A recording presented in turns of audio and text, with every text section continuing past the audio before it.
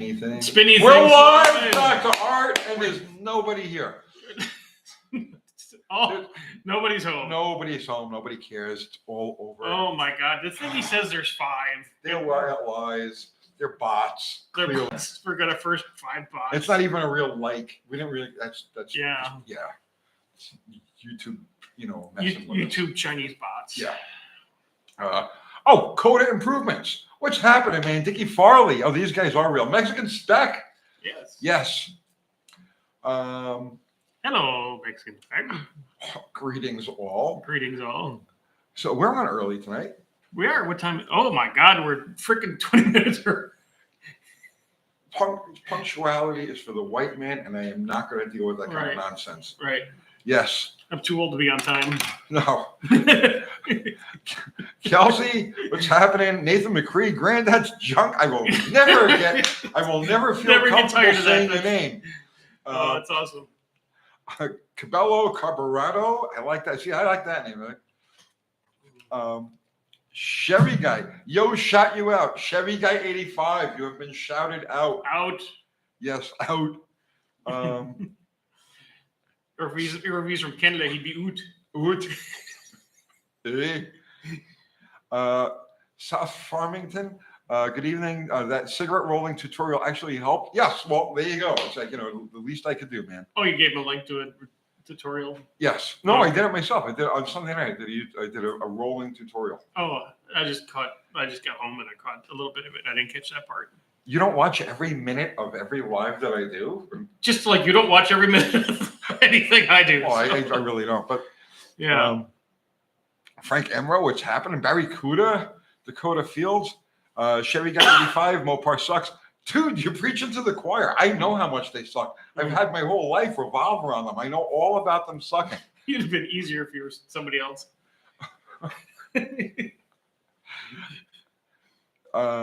Tribe meeting. Yes. Yeah, we're all part of a tribe, man. Yeah. Let's see. Eyes are shit tonight. I can't see anything. Dakota Fields wants to know if my car is running or your car running. Is one of our cars running? You better go catch it. Yeah. Dickie Farley's talking about likes. We got 73 people and no likes. 2 hacks. What's happening, brother? Jeffrey, man? what's going on, brother? How you doing? So let's just spend the next 45 minutes greeting people. Greeting. Hello, greeting. We'll greet until 7 o'clock, then we'll start actually. Yeah.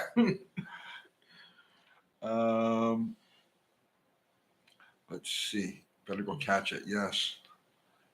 Dakota Fields, knock, knock. Speaking of 2 hacks, I got to send you something. I'll send you something. Just keep going. Victor Bevilacqua, you're on Staten Island. Oh, man. That place still floating? That's crazy. That's crazy. Mexican Spec wants to know if anybody has a question. That's Mexican Spec being mod and pushing things forward. He's like, let's get the show going. Let's do this. No, we're just greeting. Here for. Yes, we have the greeting hats on. So yes. Jerry Akbar, you ever go to Palisades Park? Probably at some point. Barry could have seen the name Granddad's junk in a different way. How could, dude? That's like the most like obnoxious, like double entendre. I mean, it's like that name really is. All right, Beaumont resident. Here we go. Is that D Beaumont or just? I don't know if the D silent. I have a question. Newly rebuilt quadrojet installed on my 350, per shop tuned. I don't know what that means. I step on the gas and the whole engine jumps and can't rev. Could heads be shot? Timing belt popped in April. You step on the gas and the whole engine jumps and can't rev. Timing belt. All right, yeah. You did. What kind of? Wait, how do you have a 350, a timing belt on your 350? I'm sure he means chain. Maybe. Okay. Well, if you've got timing chain, okay.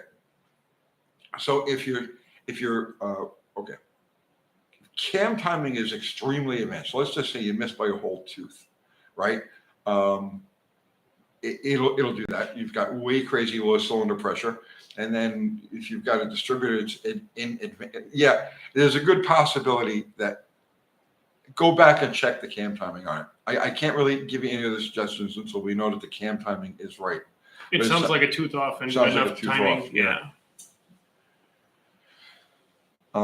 So you want to know how to do that, man? How to do it easy, right?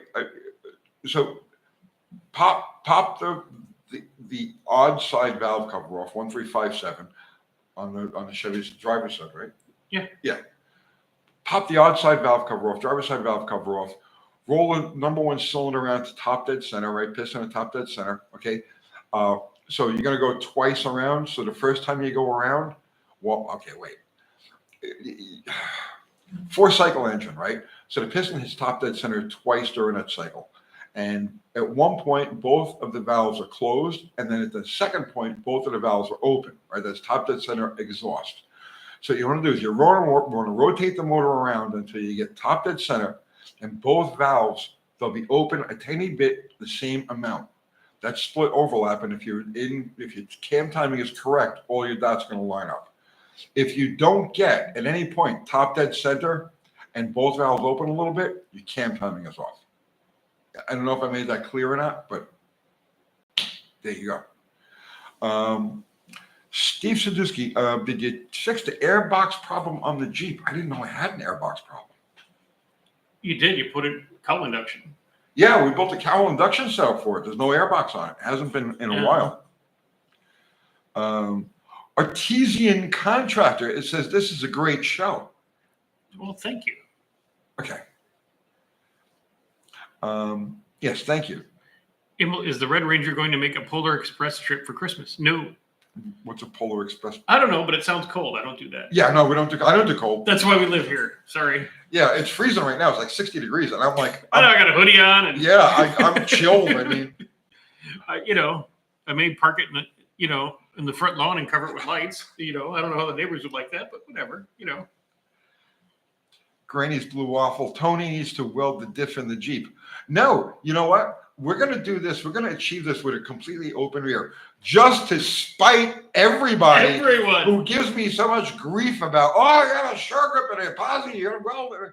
No, you know what? Now it's a matter of principle, okay? And we're going to meet our goal with an open rear. Period. Yeah, I don't even want street tires. And street tires, like you drive it to the track and just pull it in the stage lines. That's how we do it, right? Do we do any special prep with this thing? No. If we did special prep with it, we would have already beat the goal. But the point is, we just ride it. We drive it from the street, pull it into the hour and a half lines, to the track, and send it. Okay. Yeah. And so because everybody's been such a pain in the ass about, oh, you can never do it without a sure grip, right? Or posi. No, I'm going to do it with an open rear, right? The hell with everything. And Chinesium tires. Yes, and Chinesium tires. Absolutely. Just to say that we did. Judge Fett 426. Did you see the electric GTX Stellantis made for SEMA? Good looking car, but why ruin a classic? Well, because they're scumbags. That's the problem. Stellantis. They're not only they're foreign scumbags. That guy that they got in control, he's just there to break that company up. I'm swear to God. Yes, I believe that's his mission in life. Yes. So. It's Andy from Unity Motorsports Garage. How do you? When is War in the Woods again? Let's go. You want to go? He saw the video I did. Yeah. Okay. Yeah, man. Andy, find out what the date is. Okay. I was thinking either War in the Woods or Darlington. Right. You tell me which one you want to do. Okay. And we'll go there and you drive. Okay. I'll do whatever and you wheel the damn thing.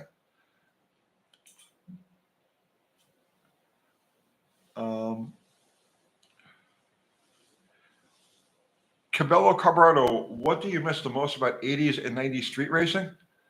Just the 80s and 90s. Really, the 80s. I miss the 80s. The 80s was a great time.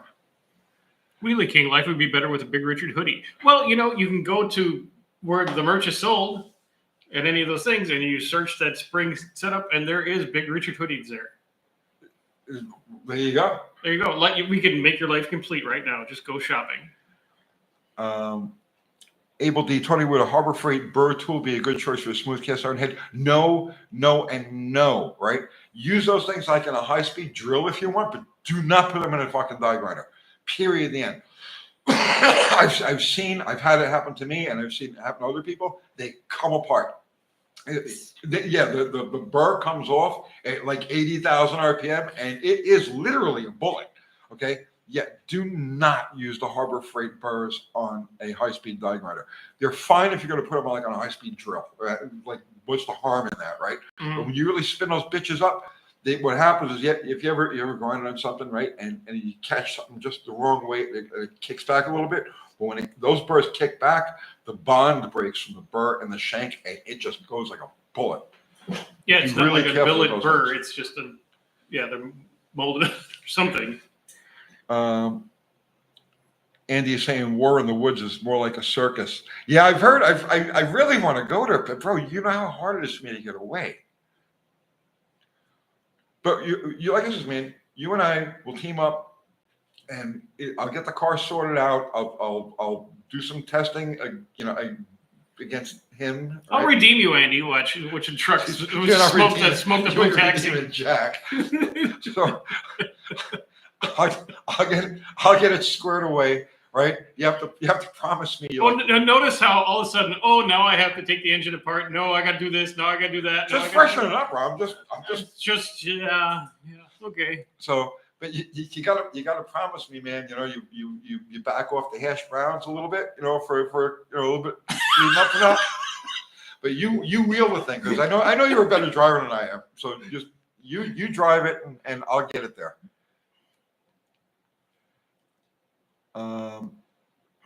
Let's see, bro. The dual point condenser fixed to the negative screw on the distributor tower housing.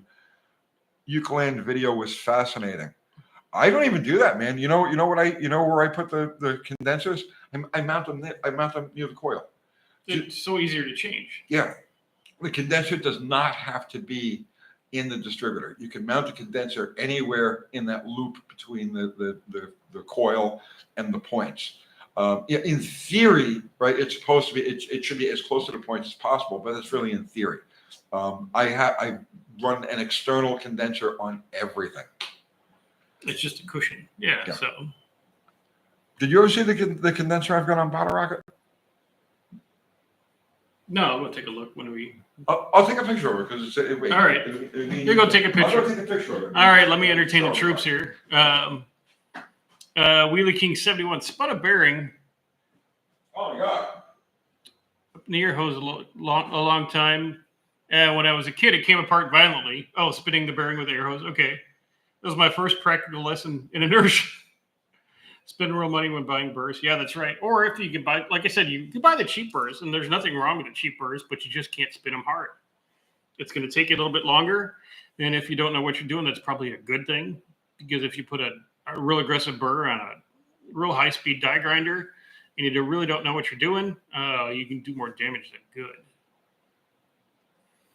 Warner Woods, Greg Sprung. Warner Woods was better this year. They backed the crowd off the starting line and added top-end lighting. Oh, nice. Yeah, well, all those no-prep things where you have 300 people around the starting line and you got to do your burnout and not hit people and stuff like that. I never understood what's that about besides, look at me, I'm covered in clutch parts when they come apart. So you can't tell scale from this picture, but that's the condenser. It's mounted on the firewall underneath the coil. I'm pulling the wires out of the way. But that condenser, believe it or not, is a leftover from my Top Fuel days. That's the condenser for a Mallory Super Mag 5 that we used to run on the Nitro cars. So it should be good. It does the job.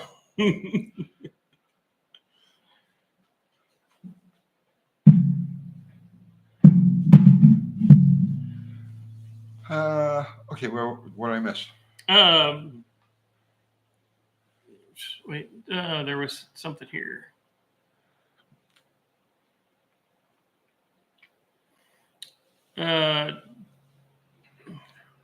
Charlton Zimmerman. Yeah. Does Dr. Hurt like the 2300 Ford engine from the 70s? I love it. Yeah, the Pinto engines, they're awesome. Yeah. Yeah, you can do anything to them, and then you can just beat the snot out of them. And if you got a little car, they're fantastic. They make great noises when you do the right things to them. Yep. Yeah. My first engine thing I ever did, I was like 13 or so, and my cousin Lisa had a Pinto, and it had ate a cam, so she was getting all these crazy prices from the shop, and I says I could fix it. I had no idea what I was doing, but I did it. I changed the cam on that thing. There's a couple decent questions. First, Ghost. Hey Tony, you should do a video about selecting gear ratios for certain, like what makes a 410 better for towing over a 373. Knowing what you know more about gears, racing, etc. It's hard. It's a hard video to make because there are so many different possibilities, like in terms of like just tire size and overdrives and if you're tuning your gears for the max RPM at the end of the track, and if you're just in a car, or well, he's talking about towing, right? Towing, yeah. There's too many variables, right, for me to do like a blanket video on like gears for towing, because unless you're going to do it for a specific vehicle, you know what I mean, then you can narrow it all down. But to do just a general video on gears for towing, I mean, a diesel's going to take different gearing than a gas engine. An overdrive is going to take different gearing than a 3-speed, a manual is going to take different gearing than an automatic. There's just so many different, and then of course you've got the load, because that's always a variable too. So it's not a practical video to do.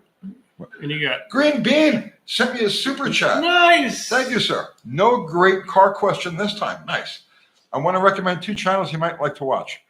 Garbage Time, a guy in Australia, and Build It Yourself, a guy making a Ford V10 Lincoln Continental. All right, I'm going to write them down? I'm going to write them down. All right, hang on. We'll get them. How do I do this? You got a notes, or just text it to yourself or something? To myself. Okay, well, he figures that out.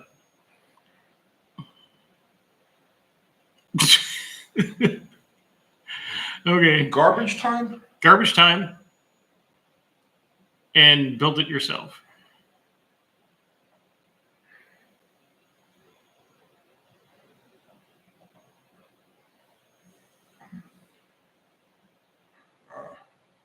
Okay. Build It Yourself. Build It Yourself.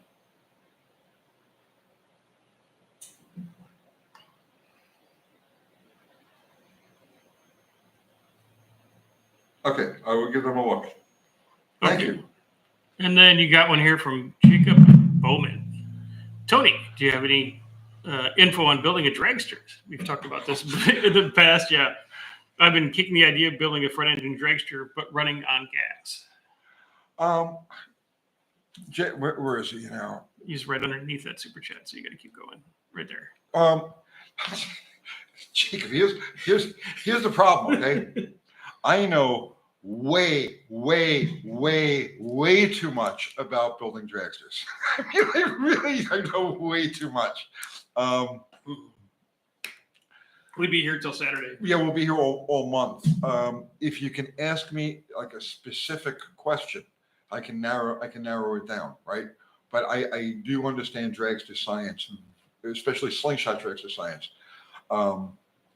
Both old school and contemporary nostalgia top fuel, because I did that for a little bit. I don't talk about it, but I was there for a little while, a couple of years in the early 2000s. So yeah, I know those cars like the back of my hand. Just hit me with specific questions.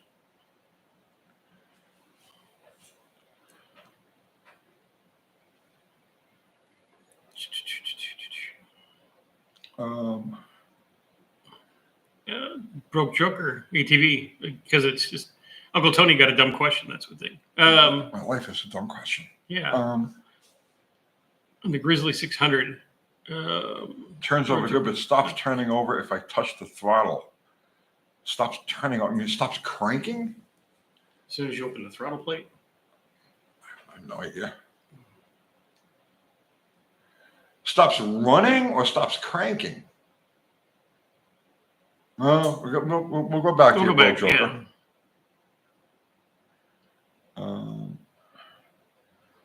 Are you guys watching the Tyson fight on Netflix? The Tyson fight is tonight? This weekend. Oh. I don't have Netflix, but I don't have Netflix. Well, do I have Netflix? I may have Netflix. I don't know. I don't watch anything but YouTube, really. Kathy's here. Kathy, do you have Netflix?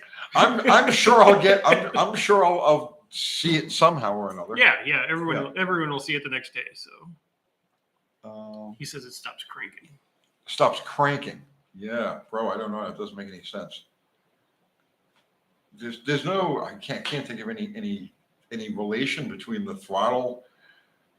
Well, you got a thumb throttle on that. I can't think of any relation between the throttle and the electrical system. Unless it's just way, way, way too advanced. And as soon as you crack it, you get a little bit of fuel in there and the compression. Well, that could be it. Yeah. That could be it. I've done that on go-kart engines where you go for the Right. holy grail and you pull the thing and everything breaks and you got to back her down. That's the only thing I can think of. FUBAR is in the house. Nice. We can all relax now. Take a deep breath. Okay. Mm-hmm. All is right with the world. And FUBAR would be a large or extra large is the question. Oh, Uncle Kathy, or Kathy Bananas, aka Kathy Bananas. Yeah. Knows all of the sizes. Of all the mods and yeah. stuff like that. Yeah, because I got two of, I just know that they're human. That's as far as I go. Oh, okay. They're relatively normally formed humans, arms, legs, head, and all that stuff. But Uncle Kathy knows the specifics. Okay. Broke Joker is saying that's what I'm saying. I don't understand. Neither do I. Unless it's like what Dr. Art is saying. It's like it's throwing a spark at the same time that piston's get way too far advanced, and it's throwing a spark when the piston. And it's just kicking it back, and it'll stop. Yeah. 40 degrees before. And kick the starter out. Yeah. Gizmo's Game Lounge. Have you heard about now? Yeah, I saw that and I watched that whole video. I don't normally watch his channel. Not that I have anything against him. I just when I got the thumbnail brought me in. Yeah. You saw it too? Yeah. Did you watch the whole thing? I watched part of it. Basically, he got a stolen car from Copart. Yeah. And then they came and said, you're in a stolen car. I mean, he didn't go to prison, but he's like, look, I got paperwork. Yeah, but it's just the idea. They put him through it. Like he's not used to it. Like you get used to wearing the bracelets. You know what I mean? And it was a new experience for him, clearly. So, but yeah, I watched it. I know I've never been arrested for anything remotely resembling a stolen car or anything like that. But arrested. Other miscellaneous stuff, things. Yeah, exactly. Just guy things. That guys do. With cars and stuff like that. Yeah, I've worn the bracelets countless times. And but yeah, I felt bad for him. I watched that video and I was like, oh, that poor guy.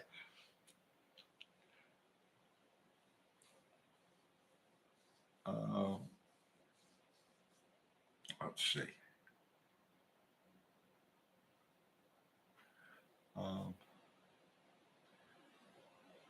Take that question from Chris because he's been asking it a couple times. Okay. I tried to set my initial timing using the max vacuum trick that you talked about. The vacuum number and RPM kept going up and up the more I advanced. I was at 21, decided to stop. The spec is 7.5. 7.5.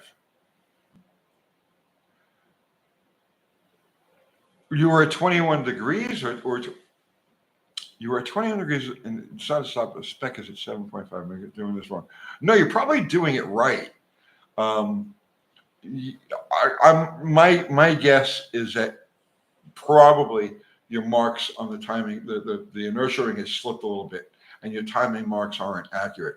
Go back and check the accuracy of the timing marks against top dead center of the number one cylinder, and then check it again. But the deal is to just keep until you get maximum vacuum, and then just back it off a scotch. That's I never do it that way, but that's the way it's done. Oops. Okay. We got a lot of questions. Yeah. Handcuffs and other guys.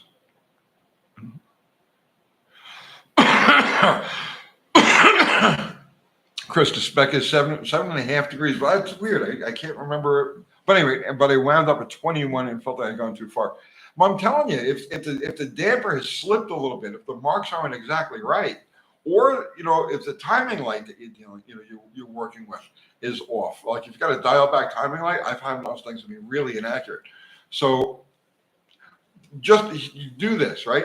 Pretend you don't know anything about the numbers, right? Just advance it to your highest vacuum and then back it off. So let's say your highest vacuum, you're going to pull like 20, okay? Back it off to 18 and then take it for a ride. If it doesn't ping, leave it. It's fine. If it pings, then back it off a little bit more.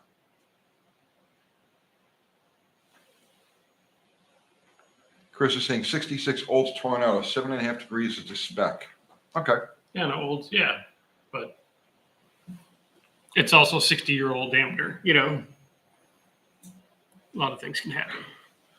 The holes. Uncle Tony, I read your article from 1987 in full the other day, and I fell off the chair laughing when I read even this car's balls have balls. I don't know which story that was. What story? I mean, you understand? I wrote hundreds of friggin' stories. I don't know what one that one is from.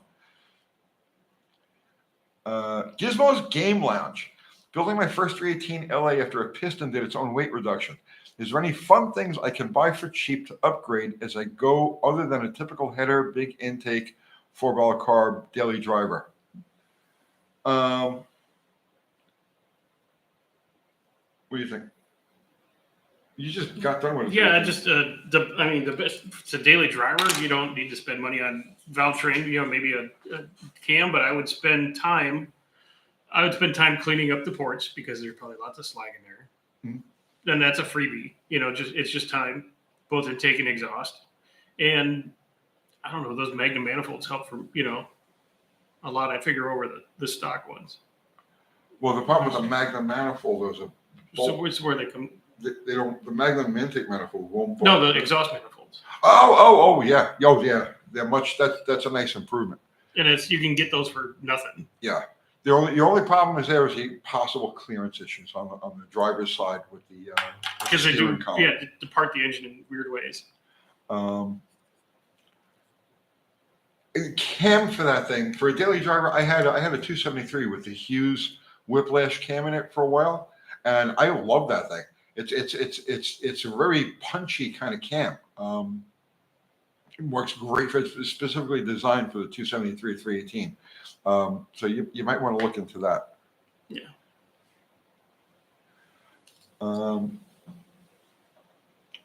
Timing marks on the inertia ring. Laugh out loud. Yes.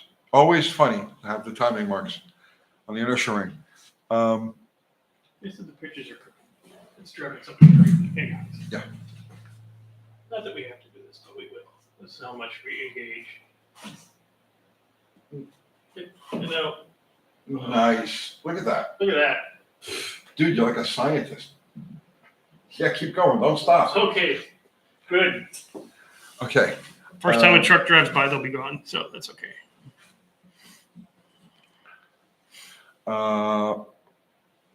Frank Colburn, I'll get to that in a second, because this one is all about you. Can you talk about the 360 throttle body, how to check fuel trim without a scan tool? Well, you're the fuel injection guy. I know. Well, you need some kind of scan tool or some kind of wideband or something like that. That's going to give you feedback. Besides, looking at plugs. But, I was going to say, look at the plugs. Yeah. I don't know. But Anthony Perna sent the super chat. Thank you, Anthony. Nice. I had a carb plugged up from rust in the tank. New tank, fuel pump, and lines. Rebuilt the carb, but still have something plugging up idle circuit. I use car cleaner, wire, and air. Any ideas? Okay. What kind of carb? Yeah, what kind of carb? And I'll walk you through the specific of the carb. Yeah. We'll watch for you to come back around here.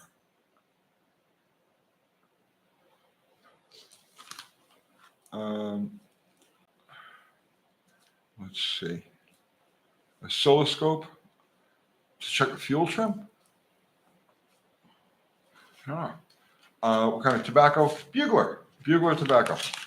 If you're gonna break out the oscilloscope, you might as well just have a scan. I don't know how the oscilloscope was going to tell you about fuel trim. Yeah. It's going to tell you how the injectors are running, but that's about it. Gasoline carb. Stromberg 2-barrels at 55 Buick. One mixture screw is 2.5 turns out. Okay, so the Stromberg 2-barrel is the same as, okay, so the Carter BBD is derived from the Stromberg. So it's the same setup as the BBD. Did you unscrew the boosters? Okay. Wait a second.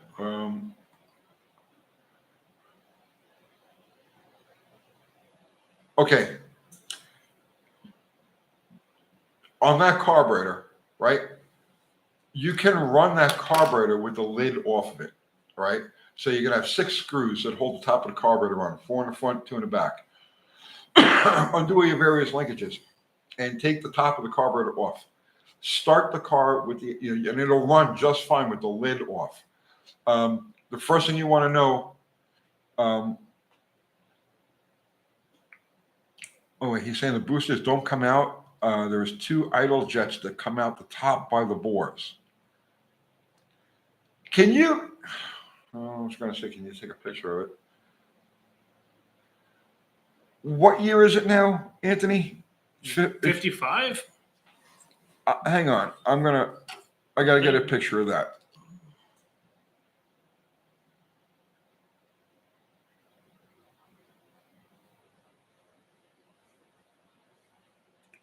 Stromberg 55 Buick Stromberg 2-barrel. Okay, hang on, bro. Let me make sure we're talking about the same carburetor. While he's doing that, Helping Hand looked at a 67 4-door Thunderbird while it was there and realized that it wouldn't clear a very steep driveway entry. Had to raise my Chrysler up to get it up and down the driveway. I feel you. I have the same kind of driveway. I'd love to have like a mid-60s, like Coupe de Ville and stuff like that. Oh, okay. Okay, go ahead. Go ahead. No. Go ahead. Yeah, but with the driveway, I'd love to have a mid-60s Coupe de Ville and stuff like that, but I would drag both bumpers on the way up, and I'd probably high center it on the bumpers going into my driveway. You can see the scrapes from everyone else's. If I have a real low car and I kind of have to shortcut over the front lawn and into the driveway without hitting the magnolia tree to get some real low stuff in the garage.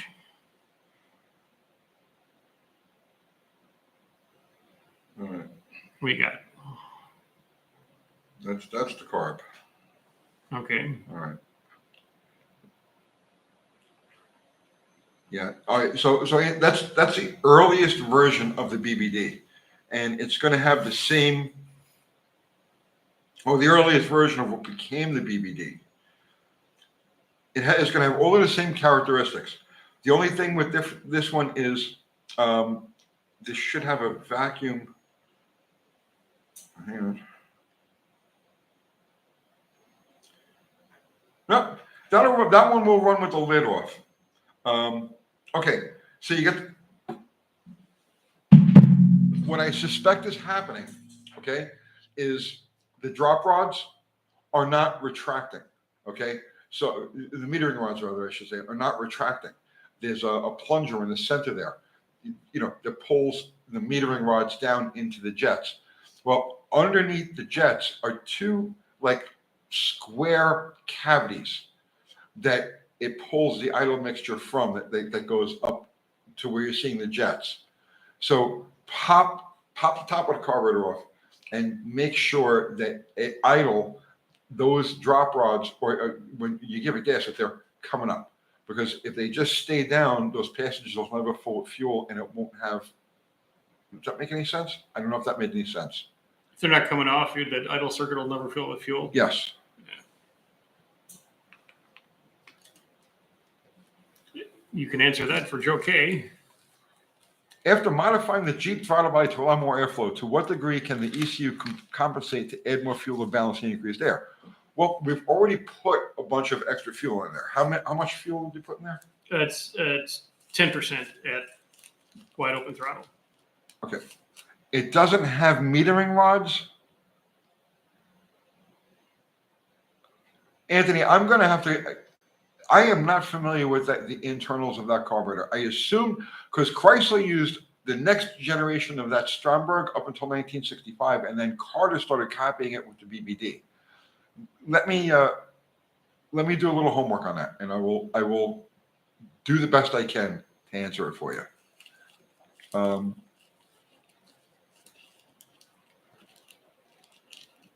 Okay, what was this? After you put this, you've ported the throttle body. Oh, yes. So he already added 10% more fuel, which is probably why it really felt like it needed, More air. air. So I could tell you this, right? It made a profound difference between like 2,500 and like 4,900 RPM, right? Like profound. It's amazing. Now, I don't know how that's going to affect our drag strip times. I don't know. I don't know how much it's going to increase our 60. I don't really care what it does on the big end, but it does kind of nose over all at once at like 5,100, 5,200 RPM. But the difference in like response and overall power, full throttle between like let's say like between like 2,500 and 5,000 RPM is amazing. I mean, I'm not even going to say how much. I know we talked about this. Yeah, it's it's a ridiculous amount for the work that was put into it. So Dean Stevens saying Stromberg WW 2-barrel, yeah, no metering rods. Okay, so Dean. Okay, the Stromberg WW. All right, hang on. Good, take care of them. Okay.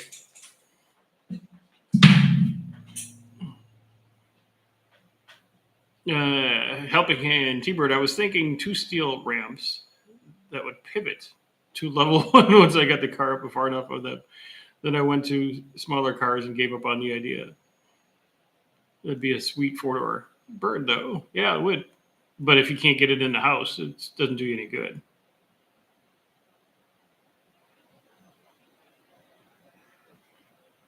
Okay. You got it? Yeah. Okay. Here's an illustration. All right. So I've got the illustration here. So let's see where we may have a problem.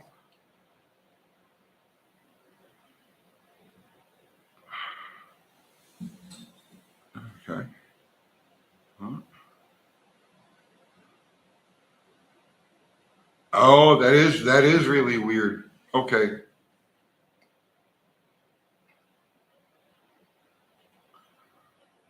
All right, so we got a primary, we got an idle air bleed and a secondary idle air bleed.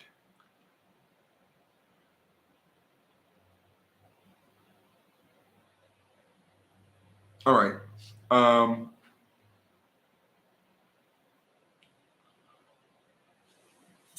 So here's the fuel source.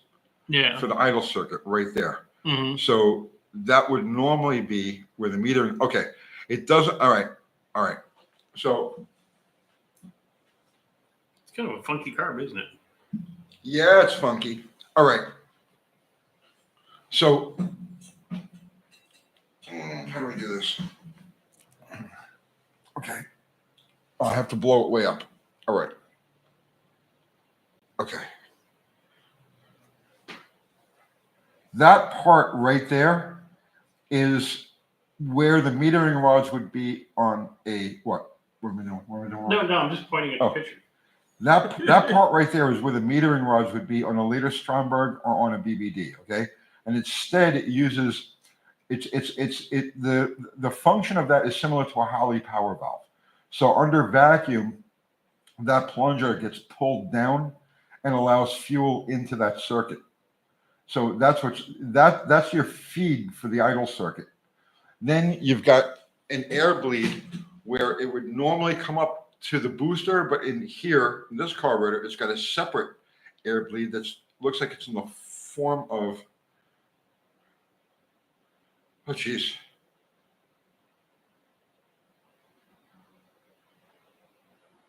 All right, if your problem happened, if it was running fine, but it happened after you had rust and stuff like that go through the system, this is where your problem is.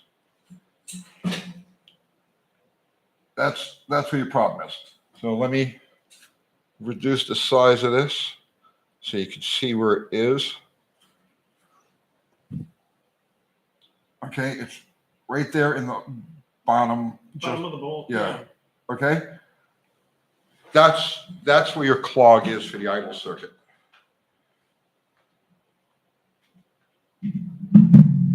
Rust in the tank or in the bowl would have no effect on the air bleeds. So you got two air bleeds. You got a primary air bleed at the top, which would be incorporated into the boosters on a BBD, but it's not. It's separate on your carburetor.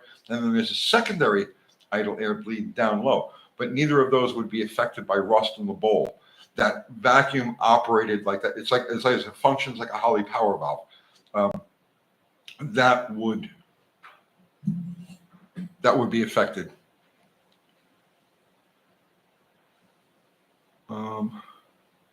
Let's see. Jacob Bowman, I rebuilt the Holley Carb on my truck and my mileage tanked. It went from 10 down to 6. What did I do wrong?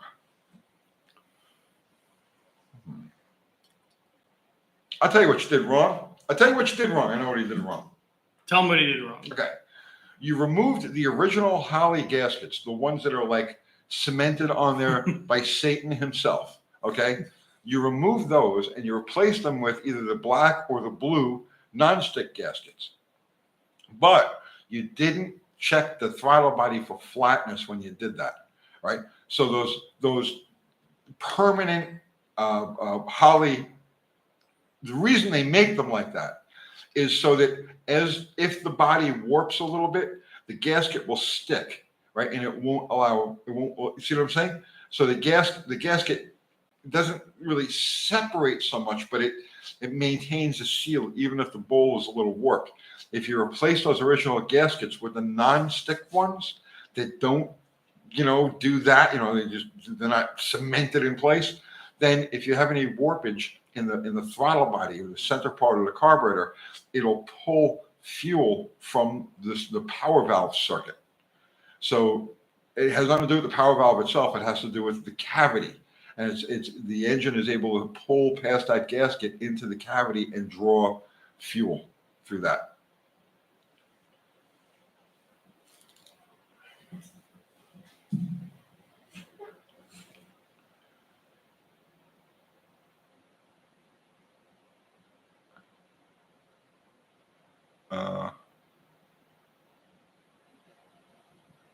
And he should be Anthony Pernigan, but he should be able to swap that with a BBD, right? Is it the same bolt pattern as that? I was wrong about its basic construction. I could be wrong about its footprint too. Yeah. I don't know.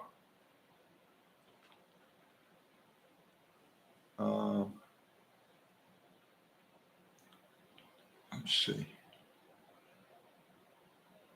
So on that, I forget who asked that question about the Holley carburetor to rebuild it. Mm-hmm. What you could try, okay, and this isn't a fix.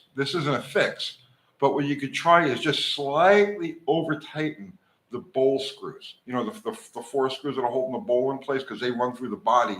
That they pass through the meter block and run into the body.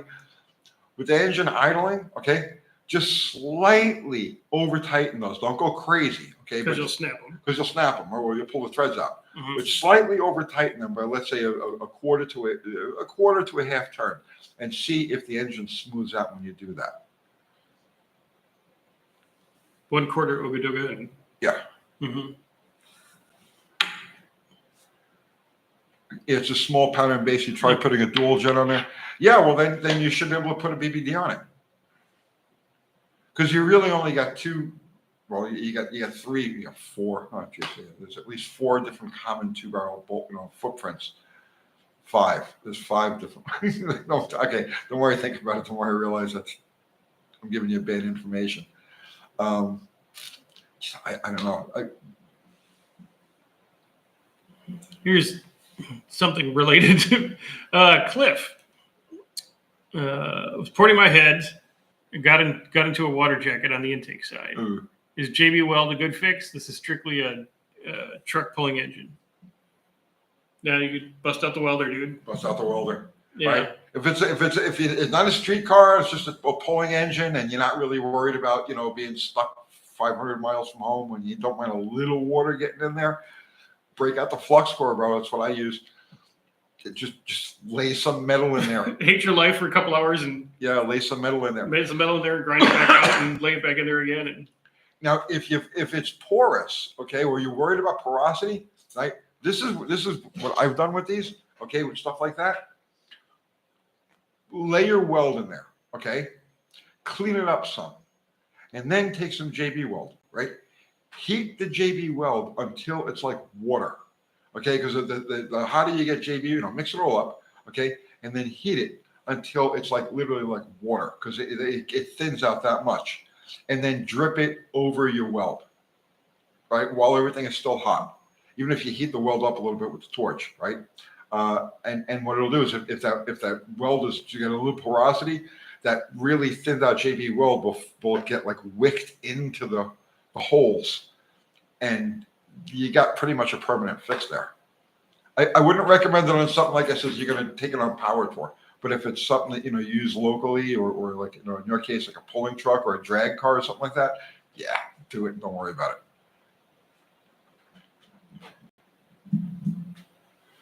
Rust beater derelicts thought Strombergs had multiple 3-bolt and 4-bolt mounting patterns depending on the year. The most common Stromberg one is the 3-bolt. They went to the 4-bolt at about the same time that Carter started. They went to the 4-bolt in just about the time 55 or so, and that should have the same footprint as a BBD. Should have. But the classic Strombergs, the old school Strombergs, 6 of them on a log intake manifold, all have, it's the same footprint, but it's a 3-bolt pattern instead of 4. Jonathan Pope, my grandpa, has a 2000 Toyota 4Runner. Had to replace the water pump and timing belt. Okay, common. Shop said it was going to be $2,400.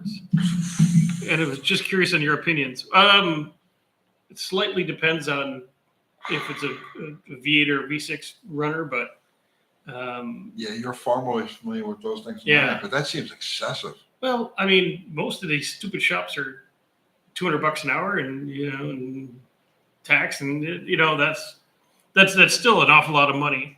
For $2,400, you could probably find a local Toyota specialty shop to do it for considerably less. Yeah, that's a lot. Yeah, that's a lot, even in today's economy. Even if you're in California, where they're stupid with shop prices and things like that. But timing belt to water pump should be maybe a 4-hour job, 5-hour job, book time. But you see, he's not saying did they run into complications when they did it? Did they have snap bolts? Or was that an estimate? That's just an estimate, yeah. Shop tried to charge 24. Oh, okay, yeah. So it was just an estimate. Mm-hmm. Yeah, I'm just shop around, man. Yeah, shop around. There's every town has a Toyota specialist. Anthony Parnasse, my Strawberg has a 4-bolt, and they put a Carter 2-barrel on the following year on the same intake. Yeah. Well, yeah, again, see, the 4-bolt and the 3-bolt are the same footprint. So in other words, like the bore spacing is the same, and the actual like rectangular part, the flat part is the same. It's just they went from 3 bolts to 4 bolts.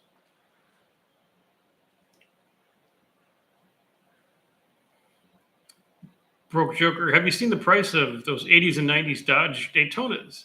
They have skyrocketed in price. Can't get why. Because there's less and less of them every day. Yeah. I people look at all the unique stuff is kind of like gone. So now people So are they're like, going into second, third, and fourth choice cars. Yeah. And there's not a lot of them left. They were just mostly, run for 4 or 5 years and scrapped and turned into beer cans. And the ones that are left, yeah, you're going to get you money. just got to watch, man, because I got a friend of mine. He's got a Shelby Daytona. Not a Daytona, a Shelby Charger, and he can't get an ECM for the thing, and they can't fix the one that he's got. So, and he for months he tried to track one of these things down, and he couldn't get one. What year is it? 86. And the 2.2. 2.2 Shelby. The Shelby one is different. Yeah. Okay. I'll roll that around. I asked him about pinouts and stuff like that, and he just But, can't. like, yeah. No. Well, I'm saying the original parts are not available, and nobody wanted to rebuild that one. So I don't know what you got to do. Mm.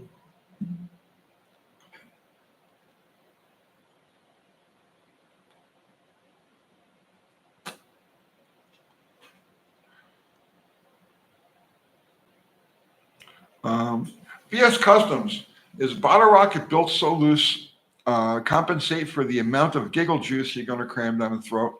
Or do you just screw it and let her eat? I've heard people building derby car loose motors loose. Well, the template is from like stock eliminator cars, because that's how they build them super, super loose. An example, like you talk about, let's say U and V stock automatic 273 station wagons. These guys are down in the 12s and running in the high 12s with a little Carter or Stromberg 2-barrel carburetor, right? Stock eliminator, and they do this by making everything as loose as possible, so the motor just wants to rev. You 273 2-barrel in a 4,000-pound station wagon, and it'll pull the left front wheel. So that's the thought. That's the idea. But yeah, like derby guys build them really loose because they won't seize. You can run them forever like an air-cooled engine. Yeah, when the radiator pops and all the fluid comes out, they can still run. Yeah. They keep going and going. But yeah.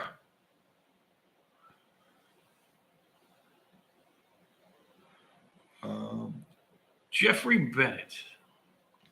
Yes. What are good upgrades to a stock 63 Valiant 2-door coupe with a 225? Simplest stuff, man. A bigger diameter exhaust, okay? Because the stock exhaust is like 1 7/8. It's tiny. It's like a straw, right? You find a head pipe. So the exhaust manifolds all have the same opening, right? So find a head pipe from a Super 6, okay? And then find the intake manifold that goes with that head pipe, right? So the 2 1/4 inch exhaust and the Super 6 intake are well, don't even worry about the distributor. Just do these two things to get started with, and make it much more drivable and responsive.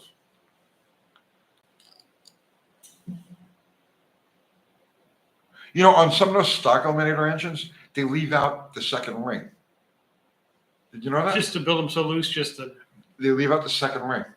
They gap the top ring because normally aspirated, right? Mm-hmm. So they gap the top ring like super tight. They run a normal oil ring, but they leave the second ring out completely. Don't need it. Don't need it. It's just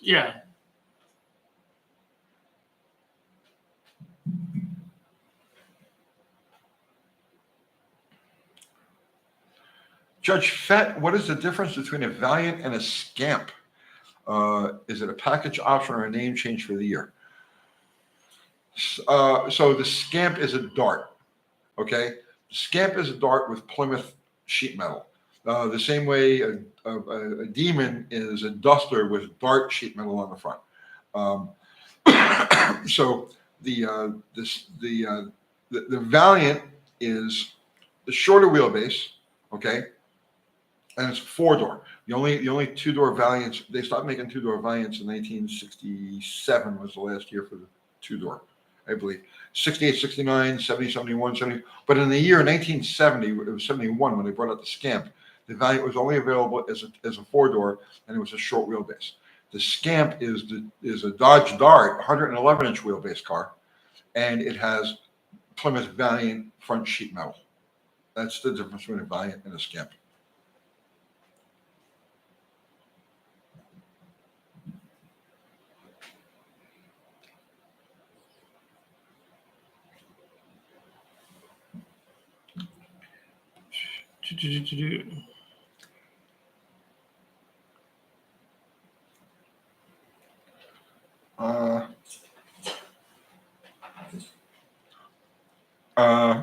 War Ghost. Tony, delivering an 88 Chevy down to Savannah, Georgia this week, and Jekyll Island is not far away. Any parts of the island I should go to look for? I'd stay away from that, man. It's like the evilest place on the planet. Jekyll Island? Yeah, I would stay away. I would stay away. Bad juju there. Very bad juju. Literally, the enslavement of billions and billions of fucking people originated right in that spot. I would stay away.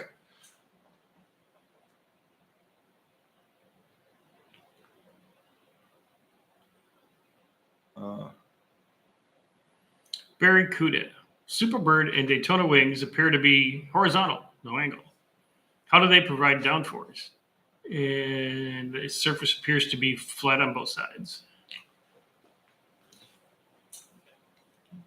Superbird and Daytona wings appear to be horizontal, no angle. How do they? I don't know. It's not something I ever looked into. I'm not an aerodynamicist. More than likely, it's to take the air off the roof, or I don't know. That's something I never really got into. Like, I know dragster wings, I know all of that, but I'm not familiar with NASCAR type of, the aerodynamics that work there. And they are adjustable. There's a big Allen bolt on either side of the wing. Yeah, they are. Yeah. So they are adjustable, but they're not shaped like a wing, let's say, like you use on a dragster, which is an upside down airplane wing.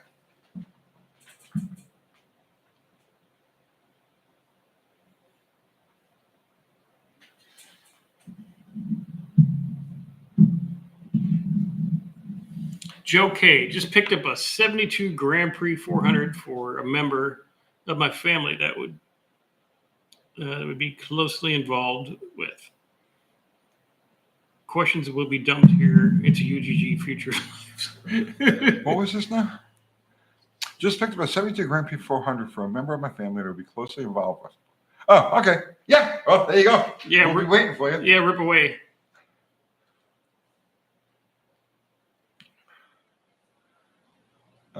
Uncle Randy's put neon lights under the Jeep to make it go faster. Okay. That's it doesn't go 88 miles an hour at the drag strip though, so it's got to be above 88 to get the capacitor right. and the go flux fast. Capacitor. Yes. Right. So yeah. The frog feeder. Uncle Tony got a live stream. This is it. This is Sunday night.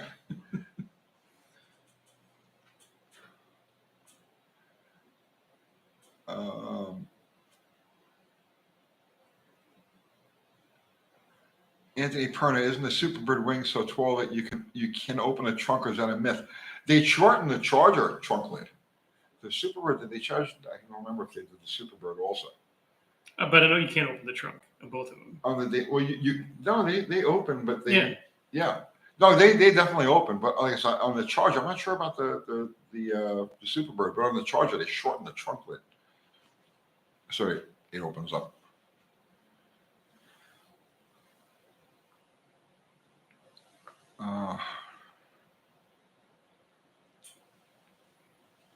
Broke Joker. Yeah, it's probably broke the woodruff key. So yeah, because if you break the woodruff key, that's where that magnets are for the thing, and that'll do it. Yeah, it spun the timing, and that's why as soon as you crack the throttle, it kicks it. Yep.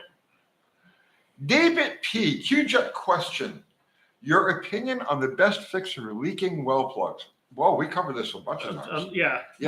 All right. First, flip it upside down. Right. Take the base plate off it. Obviously. Okay.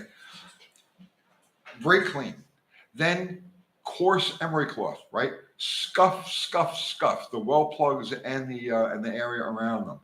JB weld, not the quick set. Use the older stuff, right? Or the long, the real long time. Let it set. Yeah.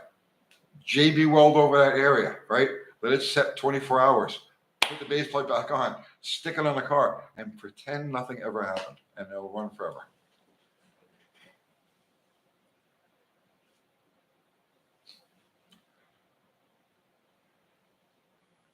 Okay, so Barry Coot is saying, I saw graveyard cars installing a Daytona wing and it didn't look like it had an airfoil shape to it. So let's go back to this now for a second. Okay. Okay. All right. We're going back. We got to go back. We're going to talk about aerodynamics here, as far as evolution of wing design. So, like I said, I'm not familiar with the NASCAR aerodynamics, but I am familiar with dragster aerodynamics. But here's the thing, because it just clicked, right? So those cars were 1969 and 1970, right? Now, dragster wings started to evolve around 1972, right? So at that point, 1971, the vast majority of the cars were slingshots. Garlits had a rear-engine car. A couple of people had rear-engine cars. Dwayne Ong had a rear-engine car. Actually, before Garlits did. And Bernie Schackner from New York had a rear-engine car before Garlits did. But that's besides the point. So those cars needed downforce. So at the rear. So beginning in 1972, they started to incorporate wings onto those cars. And those wings were flat, just pretty much exactly the same as the Daytona and the Superbird. The airplane style wing did not begin to show up in Top Fuel cars until 1970, late 1973, but it was the standard by 74. So going by that, I'm going to say that it's not that those cars neglected using an airfoil shape, is that automotive aerodynamics hadn't really evolved to the point that that was seen as necessary. And so this thing is probably just a flat, just like they did on the dragsters. They just laid this thing at a crazy angle right above the wheels, which was a bad place to put it, knowing what we know now. So, yeah, I don't think there's a specific reason. Bill McKayska, $50. Whoa, thank you for the super chat. I can retire now. I'm done. You're done. I'm done. Get out of here. That's it. Get out of here. I go to work at Waffle House. All right, thank you, Billy. I appreciate that. The wings on the Daytonas and Superbirds didn't need much angle function with the effect. The nose cone of those cars provides the most downforce at speed. The wing is mostly there to keep the back of the car in line around the high-speed corners. So stabilizers. They put their effort into the stabilizers. It didn't even occur to me until Bill McKayska brought that up. But yes, he's right about that. And an interesting thing about, what he just said ties into dragster aerodynamics. The front wing on a dragster is used to make the middle of the car disappear, right? So once the car is moving, 100 miles an hour, about 60 feet out, 70 feet out, the front wing is designed to pass the air over the car and let it land on the back wing. So aerodynamically, the car disappears. The middle of the car disappears. That's why nothing you do aero in the middle of a dragster makes any difference. Because once the car is actually moving, the front wing is just taking that air, piling it up, sending it over the top, and when it comes down, it lands on the top of the rear wing. And I bet you it's the same effect that they had with those Daytonas and the Superbirds. That's a great answer, Bill. Thank you. And great super chat. And he's saying, and hence why the vertical supports have so much surface area. Yeah, that makes perfect sense.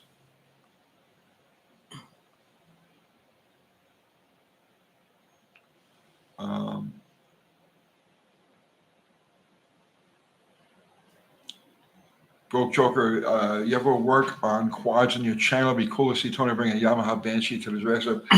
My last quad experience, aside from that Grizzly, was I had a customer bring me a Quadzilla that had a bogging issue. So I was playing around with it. I had it in my shop, and I crashed it through the. I had a doorway because it bogged, right? And then right, and I took a shot across the back of the shop. There was a metal doorway in there. I aimed for the doorway. There was no stopping this freaking thing, right? I aimed for the doorway, and I got it mostly through, but I caught the tip of my finger and ripped the tip of my finger off. So there was just a piece of bone sticking out the top of it. That healed is like, you can't see a scar or anything.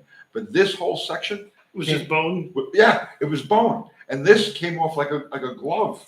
Yeah. And I picked it up and I stuck it back on and I taped it up and it healed perfectly. And I don't have any feeling in it, but it looks beautiful. You'd never know it ever got ripped off.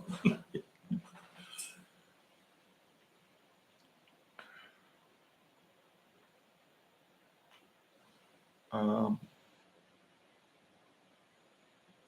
a quad's different than a mini bike. I'll get on a quad because I had a couple when I lived out in Vegas and stuff like that. Quads were great. Yeah, they were perfect for out in the desert. Yeah. Broke Joker is saying that's an awesome video on the Daytona on the channel UTG show. I know. I did that video with a brown Daytona, but I wasn't that. I was showing the specific things that are unique to the Daytona, but I wasn't really familiar with the aero package. I just know what parts are there, what they're supposed to look like.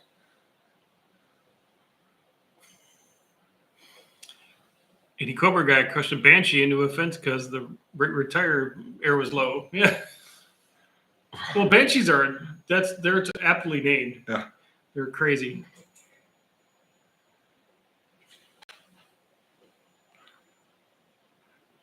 Actually, the guy that owns that car, his name is Richard Fleener, and he contacted me about a month ago.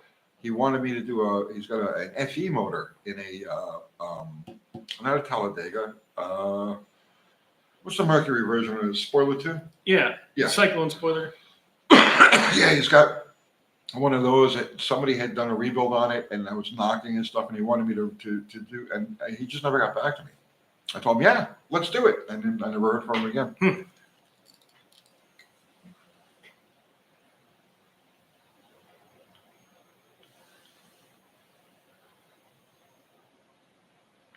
The frog feeder. My current project is putting my 1970 swept-line body on my 1984 W350 frame and chassis, and stuff on a 440 I'm building it into. Dually swept line with disc brakes. That sounds pretty cool. It does, yeah. Frog feeder. I'm gonna look for. Yeah, that'll be it'll be a cool looking truck. Yeah, absolutely. Yeah. Mm-hmm.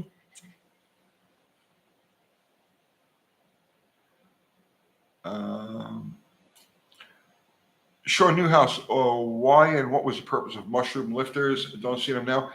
It gave them more flexibility as far as profiling goes, as far as the camshaft profiling goes. Because that was before kind of the roller thing. Yeah. Yeah, they had the mushrooms, the big wide. You had to flip the block over and shove them in. And, Mm-hmm. Yeah, rollers were exotic at one point, at least for automotive application. Motorcycles had rollers for a long time. Aircraft motors had rollers, but automotive application rollers were uncommon.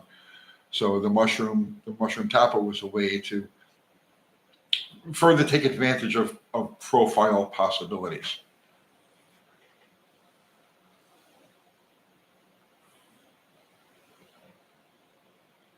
Okay, well, in other words, where did the Mopar M come from? That kind of pitchfork blue M.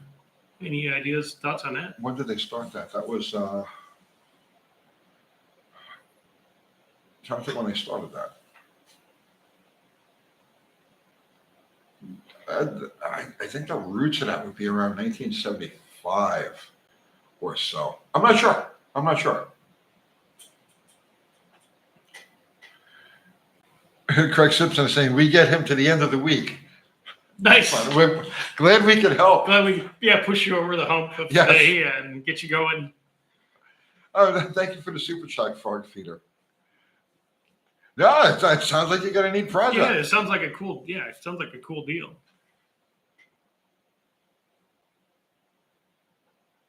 Russ Peter Derelicts made the mistake of trying agreeing to help with a Y block cam and lifter replacement. Didn't know they were mushroom. Until you said it, I forgot about that. Mm-hmm. New City Carpet, have you ever considered using VHT directly on street tires? Yes. So people used to paint their street tires with the VHT and then let them sit for a couple of days in the sun, and supposedly the glue would leach into the tires.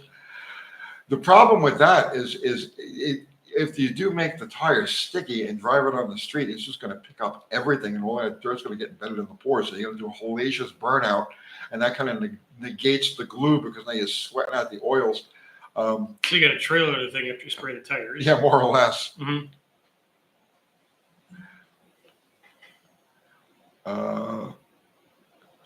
Barry Cooter, Willie Borsch's drag car is probably an early example of an airfoil shaped wing. Yes, you're right.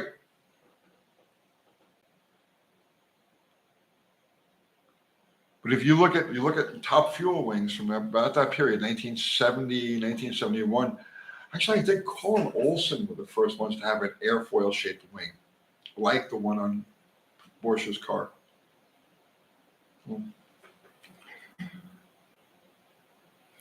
And Frog Feeders, he's going to try to make a video, but he says he's not very good at it. Well, join the club. Dude, you should see my early videos. I mean, yeah, they're all cringy. They're very cringy, and it's Yeah, they're not very good right now. I'll be honest with you. I know this, but you should see the early ones. Just talk to the camera and realize that it is what it is. There are villages being consumed by volcanoes someplace. They have problems. You see what I'm saying? You don't have a problem. Just point the camera and talk, and don't give a shit. Mm-hmm. You have to loosen yourself up in any which way that you seem possible. If it helps, then it helps. Yeah.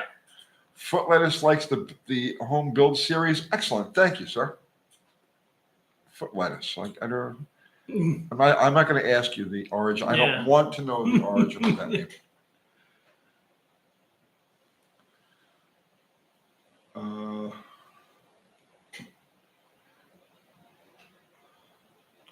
Sean Newhouse, how many years did they make the 413? Were they only for factory race cars? No.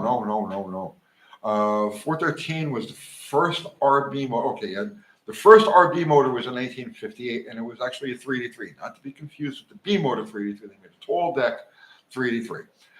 59, they increased the bore, and you end up with the 413. It was called the first was the Golden Lion 413 was the first one of those, and all of the let's see, Chrysler had it, DeSoto had it, Dodge had it, Plymouth didn't have it, but that's besides the point. So the 413 ran through in automotive production, ran through 1965, 1966. So the low performance engine. The only high performance 413, as far as like race car goes, was 1962, the Max Wedge. 63, they went to the 426. The 413 stuck around as a high performance engine in like Chrysler 300s and stuff like that. It was replaced with the 440 in 1966, mid-year 1966. It stayed in production as a truck motor, truck and industrial and marine. It stayed in production until 1978. And you can find 413s with like 1979 casting numbers because they had to actually recast them to make up for warranty blocks. So the 413 ran from 1959 until 1978.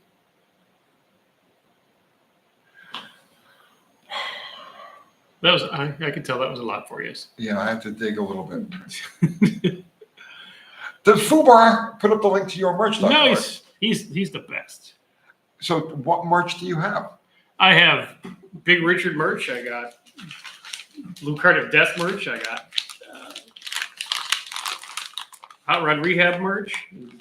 All of that can be found all of that. on that link that Fubar just put up there. And hats and shirts and hoodies and leggings, everything, the whole thing. Coffee mugs, stickers. So we have coffee mugs, and we ran a special on our live last Sunday. Mm-hmm. Okay, that if you bought a shirt, you got a free mug and pasta.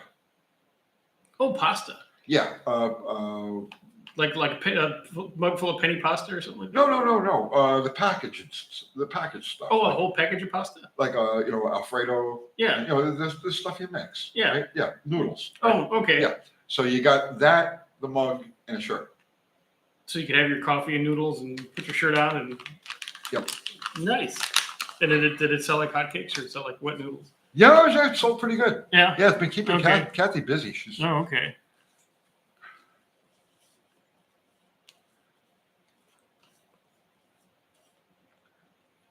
Okay, let's go here. My gosh, ugly motor. Now everyone's on a 390 kick.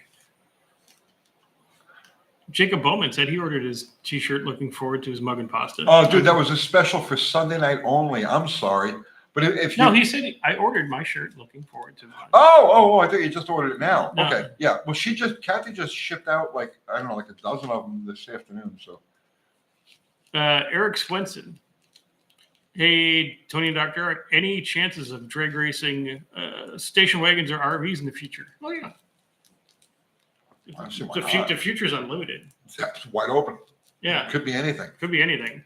I'd gladly, you know, I had a weird dream last night about Polaris station wagons and that there was a whole caravan of them coming through town. And I'm like, oh, I need one of those. That's an omen, bro.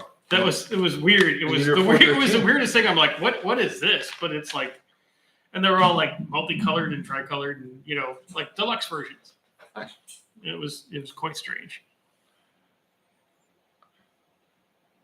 Can I have fun with cars? Mm-hmm. Evan Crady, 25-year-old, just got my first project car, 68 Nova. And your videos helped me get it on the road. Awesome, Evan. It's always very rewarding for me to hear that.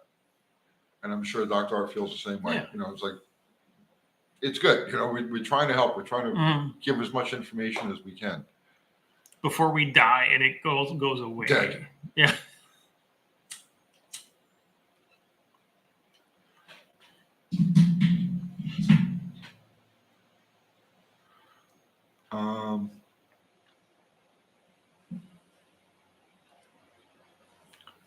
Let's see.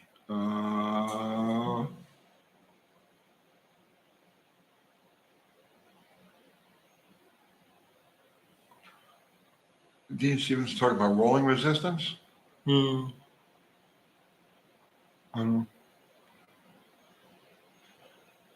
1968 is a rare year for most muscle cars. I guess the Warlord production numbers. Maybe buyers. Yes. Broke Joker, Uncle Tony, I sent you an email with pictures of my dad's old stock car. Dude, I don't check email. I don't check message. Kathy Bananas does, but she only like picks out specific ones. I'll tell her to look for it.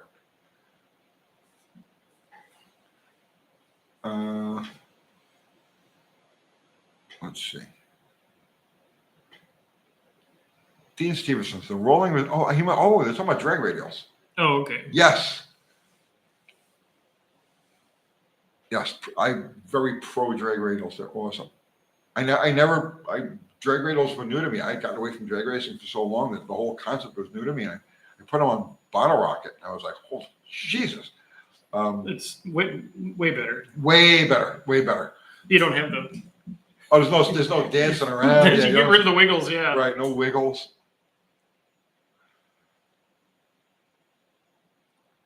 Charlie, what's happening? Charlie, any problems running drag radials with stick shift cars? No, man.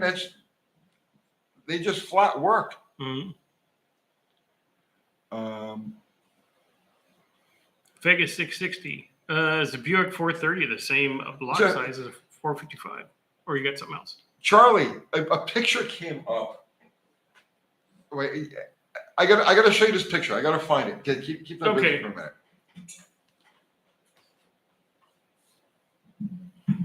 Okay. Also, anyone notice these head-ons are on the outside of the truck beds? Look exactly like the Mopar pointed out to 4Guy. Oh, okay. Nope, never noticed that, but I'll look for it. Any experience with Cadillac 331s? I don't. Not really. No.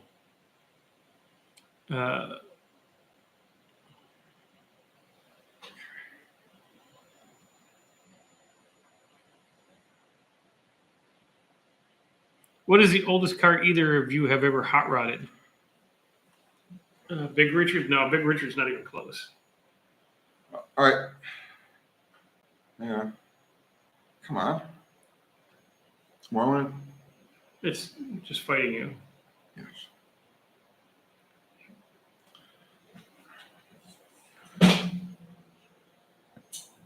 So, Charlie, does that make you feel old? That's Charlie in the near lane in his 440 Dart, and that's me in the far lane in I think it was a GTX or a Roadrunner. Way back yonder in the day. Yeah, that was 40 something years ago. So that's me and C. Roma racing each other. The good old days. Back to the question. What's the oldest car either of you have hot rodded?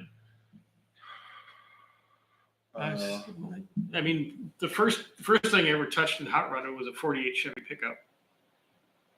I think that might be the oldest that was actually mine. I'm trying to think of the oldest thing I ever hot rodded was. And I'm drawing a total blank. Yeah, I think that 48 Chevy pickup is the oldest thing that I don't think I ever. I bought a 39 Plymouth business coupe, but I never did anything with it. Yeah. No, most of the stuff older let's say than 39, 49, 49. 49. But I never did anything with it. Oldest car I ever hot rodded. I would love to have like a 44, but I never had one. So Yeah. Okay, my Model T. I had a Model T. But did you hot rod it, or was it just driving? I'll show you. Okay. You have pictures. Okay.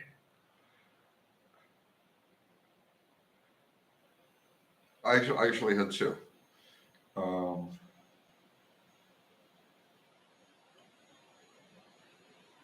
I never messed with anything with the open fenders and things like that. So.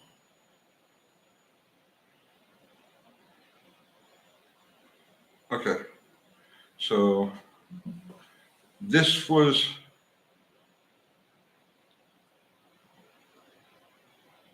Oh, your Model T altered. Well, so this was my 1927 Model T.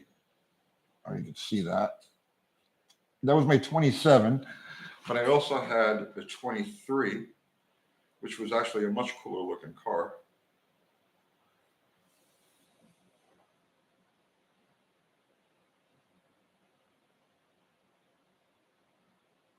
I don't think there are any pictures of it online.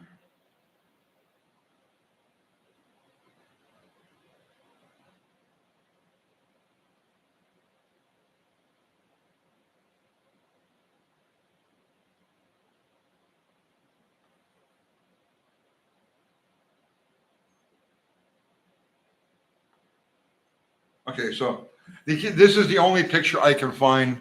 So that's my 1923 Model T, but you can't really tell anything about it other than a injector scoop and roll cage. I built that car in my home, in my garage at home. I gas welded that whole thing together, and it passed NHRA Tech. Yeah. So those are the oldest cars I ever hot rodded. So yeah, you got the 20s. They don't get much older.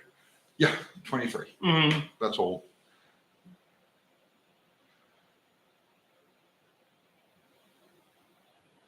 Did I buy it new? I'm not that old.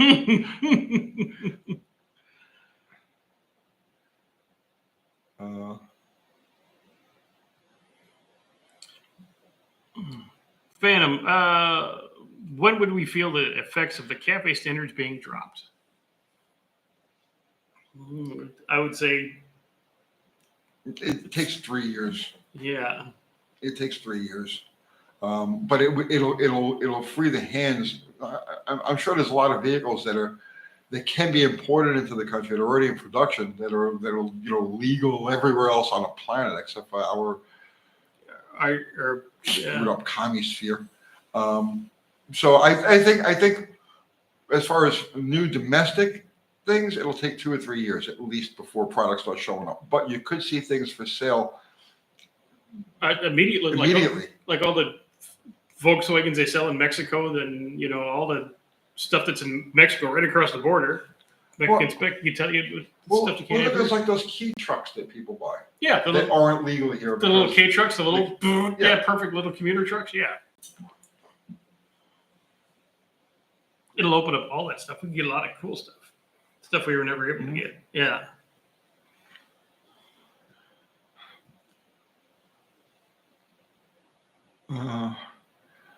Broke Joker, what happened to the Roadrunner? You built a Hemi in your apartment that was supposed to go to a charger. He said I put in a 68 Roadrunner, kept it in it for just a little while, and then I picked up a 1967 Woody Gilmore Flexi Flyer dragster. It was the ex B&L Auto. What the hell was the name of it? It was a B&L Auto top fuel car, and I put the Hemi in that with some injectors, and then I built a blown fuel 382. But that was the evolution of that whole thing. And then, Mexican Spec should be happy. They release cafe standards. They'll free his business up. Yeah. Oh, yeah, seriously. Yeah.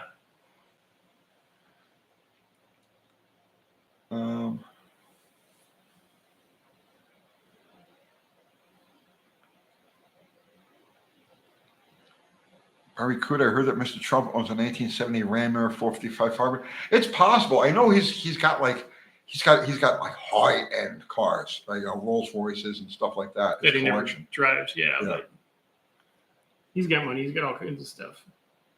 All kinds of stuff.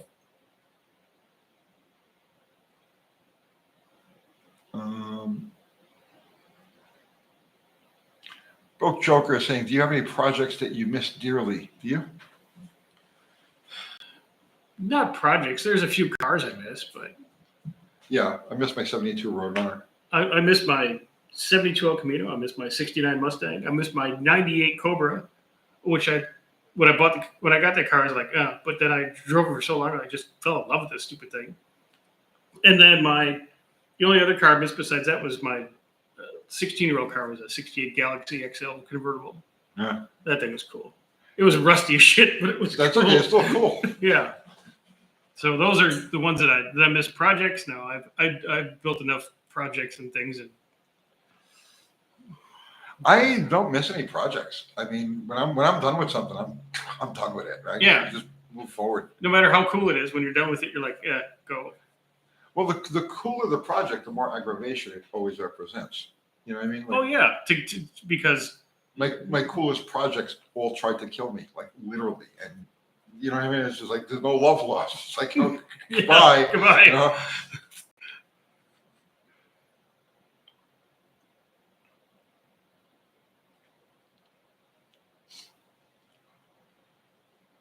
Curtis Randolph, what about the 72 Roadrunner do you miss? Everything. That car was just perfect. So it did everything. Okay. It was a 400. It was the quickest and fastest. I go through this. I've said this 1,000 times.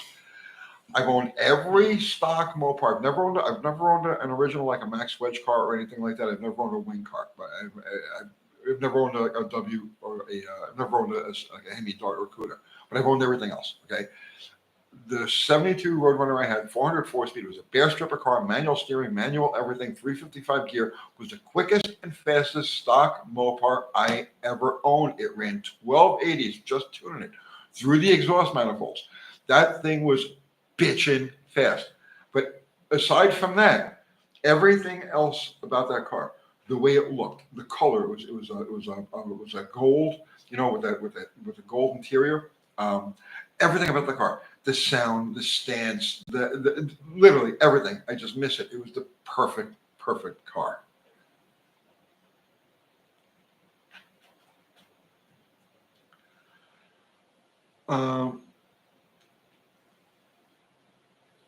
Carol Neal, did you ever run at New England Dragway? Yeah, many times. This is where I'm from, by the way. I do have a 600 Mach 1. I never drove anything at New England Dragway, but I was there with fuel cars many times.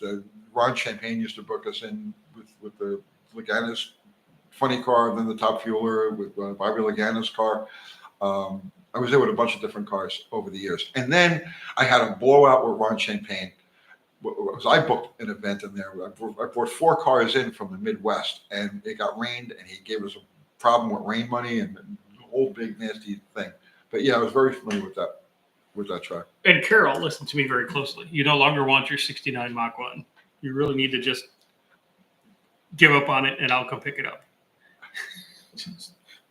Forget the whole experience, and I could be up there by earliest tomorrow to pick it up. So Charlie remembers that Roadrunner. I would have bought it. Charlie, I had to get rid of it. We were broke. This is I was like 21, 22 years old or whatever it was, and I threw a rod on the thing, and it had to go because I needed transportation.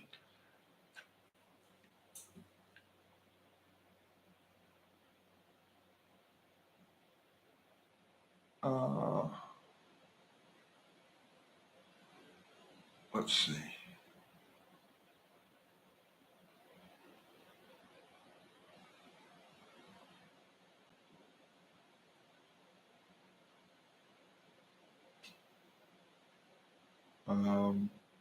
Chat discount. Okay.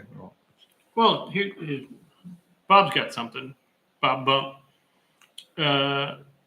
Google Foo shows that the Horseshoe M for Mopar came out in 1964, as it did, and it was red. No mention of why what it represented, but there you go. Hang on. All right. leaving the room. Oh, no, we don't have to leave the room. We just got to go 5 feet. All right, give me a minute. I'll All right. You'll find one in there. Mm-hmm. Yeah, Dean says you can't deliver pizza if you're blow the rods out of your car.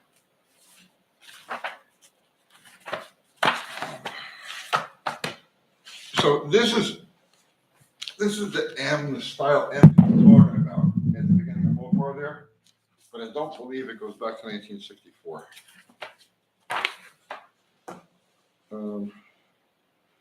So what year is this? Okay, so it's 63 catalog, and we have just a regular M. Yeah, regular M.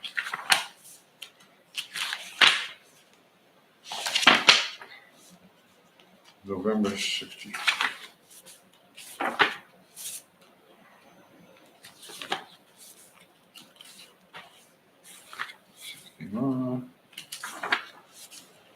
Yeah, we'll have no. This is all very random in here. Oh, okay.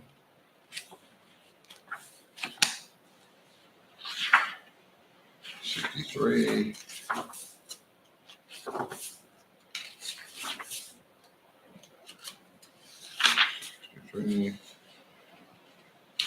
Why is 63 in here?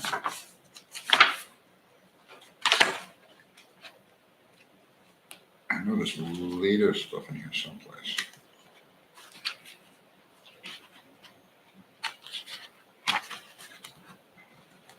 I got the later books at the house for sure.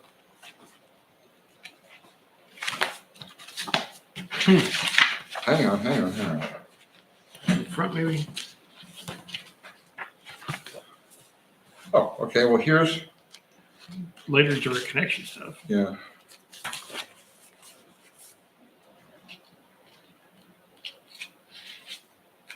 So this is 1976. Yes. Okay.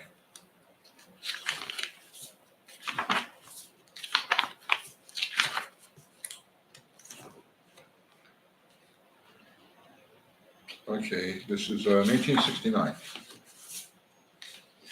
Did I use the word Mopar in here? Hey, we're ignoring. Yeah, we're ignoring everyone while you're Sorry, flipping through guys. books. Yeah.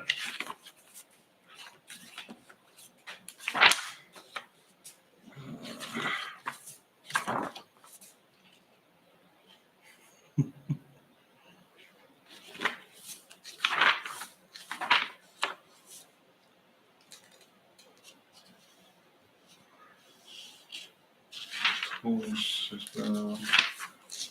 All right, I'm gonna have to dig around and find the exact when they started using that. It's a good question. Oh wait, this looks like it's 64. It's got the Mopar and the fish. They got a little Jesus-y there for a bit. Yeah, they tried to go the other way. So this is, I don't know. I'm gonna have to do a little more research. Okay. And Ghost asks, Hey guys, don't know the specific engine us replacing, but placing the head gasket on a 64 Cadillac DeVille is as simple as it would be on a 60s big block Mopar. Yes. Should be. Yeah, the Cadillac head gaskets are easy. Yeah. I think the first one I did, I was like 16 and it ran. So there you go. That's how easy it is. There you go. It made him the man he is today. Yeah, that is. And the people's last name was Wood, and it was a Cadillac DeVille. I remember it like it was yesterday. Really? Yeah. It's funny how you remember Little jobs, specific cars. things. Yeah. Oh yeah, we showed up with the little bag full of things and breaker bars, and got it done. 507 Jaybird. Tony, 27T question. What is the sequence for shutting the car down through the lights? Shoot, fuel, ignition, or board and altered and have it? Well, I mean, so mine was a fuel car, so it's got a little bit of different deal. You drive the car into the chute, right? So shoot first. When you feel the chute hurt, you pull. When you feel the chute hit, that's when you pull off the throttle, and then you shut the fuel off. You can't shut the ignition off. You got to shut the fuel off. I don't know if that answers your question or not. But drive the car into the chute.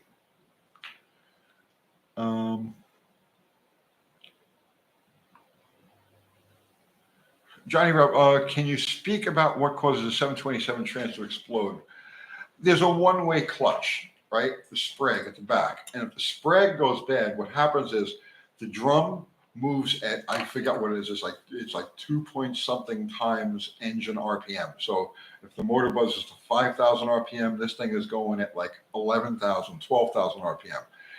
It's serrated on the inside because it holds the clutches. And at that RPM, you spin it that fast, the serrations that hold the clutches in place, that's where the drum breaks. And when it breaks, it just comes out of the case. Then the whole purpose of the billet drum is so that it doesn't have that failure point, or I should say the failure point is still there, but it's fortified. If the sprag breaks. If the sprag breaks.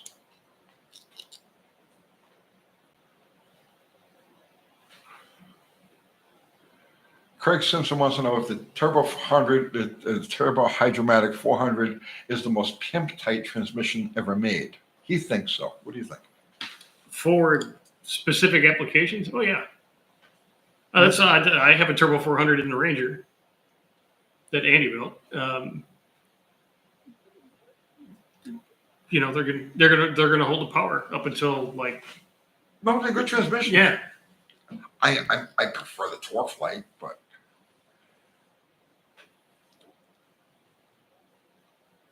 Okay.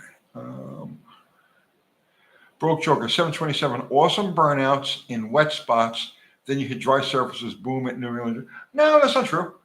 That's not true. As long as you don't release power while it's under load.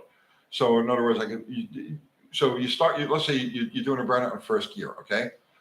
You can take your foot off the throttle, but you can't pedal it. You can't take your foot off the throttle and get back into it. As soon as you do that, it'll either roll the sprag, so the roller's inside, but it's got rollers and these like little tin springs. Not tin. They're it's hard to explain. But at any rate, it'll either roll those over so they're no longer doing their job, or it'll just rip the whole sprag out of the back of the case.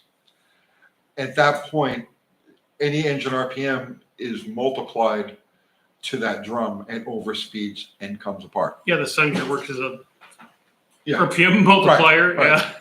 Yeah.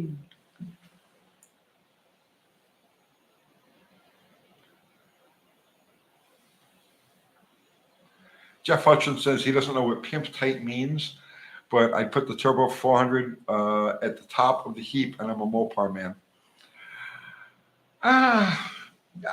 Yeah. Look, I'm not going to disagree.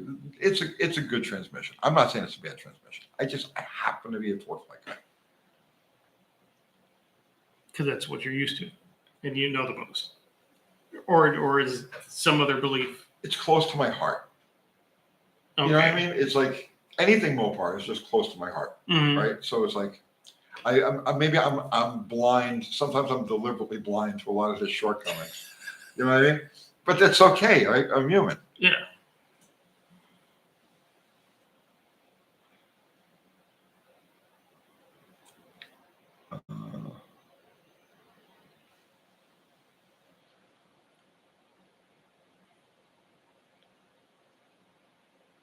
That's why I install line locks. I've never owned a line Yeah. lock.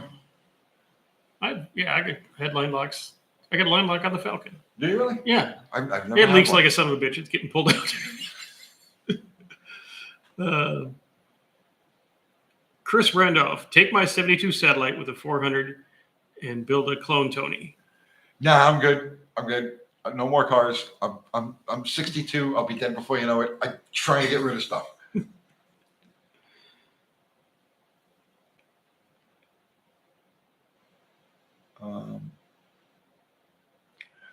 Rainy Slant 6. Hey, has anybody heard from Olive? I'm not trying to be political. Just hate to see any gearhead feel ostracized over stupid politics. Olive and I have been going back and forth for years, right? And she has gotten mad at me and disappeared for a period of time, but she always comes back. Yeah, we didn't really do anything to piss her off on this show. I didn't do anything to piss her off. I don't think that video that they did the other day had anything to do with piss her off either. So, but we have gone like this. I respect her. I think she's an awesome Probably person. has like life things going on. Yeah, she might just be busy. Yeah.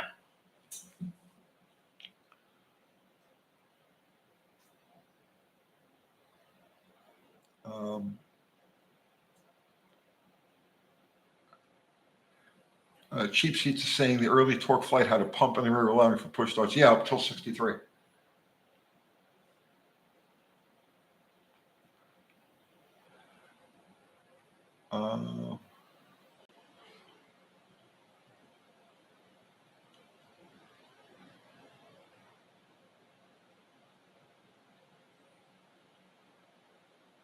Let's see, Johnny Reb.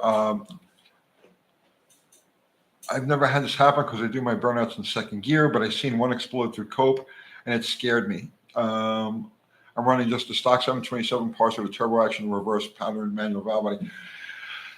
I always start my burnouts in first gear, right? It's just a thing. I've just been doing it that way for however long. I do the same thing first and then build it, click second.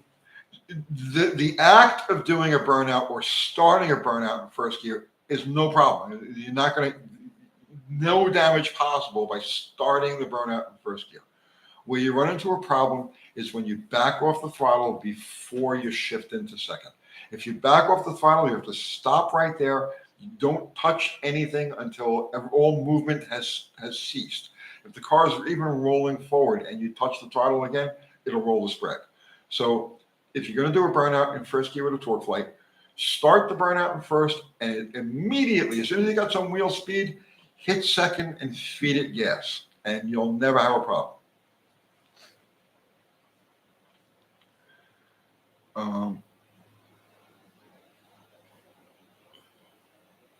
William Sanford, he's a big fan of the 4-speed in bottle rockets. I don't think it's ever going back. You know? No. The Jeep has got a 5-speed. That's as close as we're going to get. That transmission, bro. It's unbreakable. Unbreakable.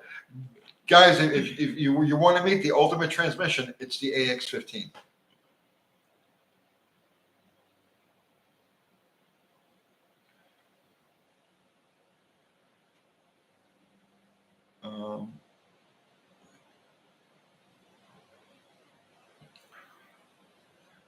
You're welcome, Johnny. William Snipper, maybe do a hydraulic throw-out bearing and make that whole episode. I don't know what you mean, William.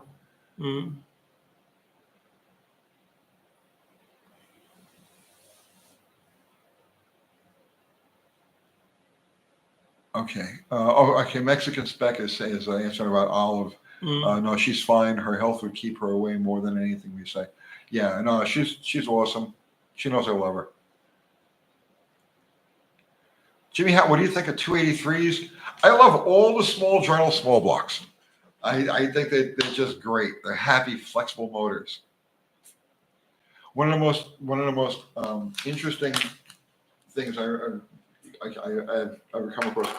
There was so this was in a 1968 issue of Drag Racing USA magazine. Mhm. Okay, and in Southern California, they used to run a circuit, a junior fuel circuit. Okay. Okay, and these guys were running 198, 200 miles an hour. Okay, and it had a 305 cubic inch limit. Right. So they did a feature on this dragster. It was owned by a couple of Japanese guys called the Iga brothers, IGE, right? Mhm. And they did a breakdown of the engine. So the engine was a 283 Chevy, okay? And they were showing all the stock. They were showing, they broke it all down. This thing they were going 200 miles an hour with this, right? Okay. Going 9,000 RPM through the lights, Mhm. okay? Stock, right? The aftermarket pistons. Stock rods, stock crank, cam, but the rest of the valve train was stock, just pinned studs in the cylinder heads, stock rockers, stock valves, all that stock. And he said that the only problem they really ever had with this engine was back to those early 283s had a cartridge oil filter, Mhm. right? So on the cartridge, it was stamped or silk screened on there with not Oral White, what's the GM? Good Ranchers or Whatever it was, okay. AC Delco. AC Delco. Okay. Said AC Delco was silk screened on the oil filter, and the only failure they had with this engine running it for a whole season was the nitro would melt the paint off of the cartridge. That was it. That was it. So the just bone stock with Bone stock, good pistons and good piston, yeah, and the failure point was the paint on the cartridge, the oil filter cartridge.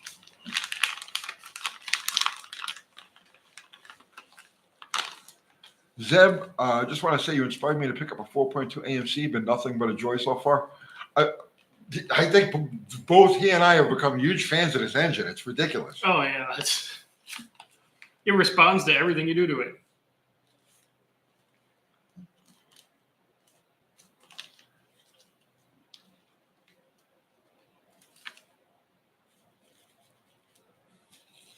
Oh, okay. She was on Buff's Life. Okay, cool. Yeah. Chris Randolph, bringing home a new project is still a favorite thing to do. Yeah, going and buying it and finding it. That's the fun part. It is. That's where all the rush is. Finishing the project, comes second. Finishing the project sucks. Well, the down part, it was always like 3 days after you bring it home. Because the first day you bring it home, it was like, yes, look at this thing. Look at this, and I'm going to do this and this and that. Then you get into it, and you're like, oh, God, who's been in here? It's usually like 3 days afterwards, like reality hits. And it's like, they don't make those parts. I can't afford that. Yeah. I can't find that. Oh my God, I didn't realize it needed. I didn't realize all the stainless trim on a 68 Mercury Cougar is going to cost thousands of dollars. Or the one that gets me, my one is, I don't think I ever really wanted that.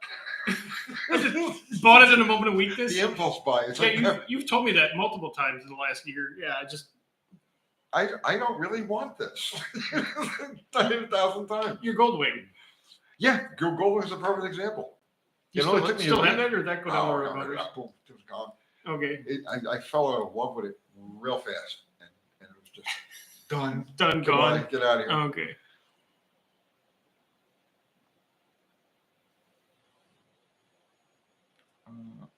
Wow, look what time it is. Oh, this flew. Yeah. Go ahead. Barry, once in a while, if I attended the mass grieving, I don't grieve, man. I'm not a griever. No. I shake it off and move forward. Those are other people. Yeah. Yeah. Only I don't know what grieving you're even talking about.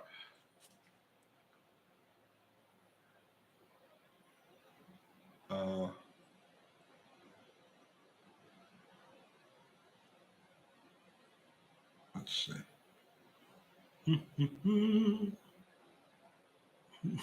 Very good. Why do we agree? We won. That's right. Curtis Randolph, no goodbye video for the Goldwing. Should have given her a Viking burial. No, it was a good bike. I just didn't want it. I sold it dirt cheap. I just Yeah, flipped you it drove real it like quick. twice, and you're like, no. Done. Yeah. Mhm. But that's the same thing. Oh, how much for that thing in the corner? Oh, okay, The that's impulse buy. agreeable. Yeah, The impulse buy. yeah. And I've done it hundreds of times. Oh God, that's so cool. I need that. And then like 48 hours later, what do I do? Mhm.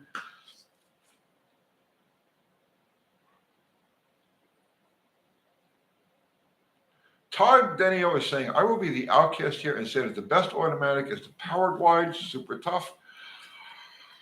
I agree with you. Yeah, he's not wrong. You're not wrong. You're not wrong. In stock form, right? It's not the best. It's a thing, mush box. right? Yeah. I mean, you might as well have a Dynaflow. You know what I mean?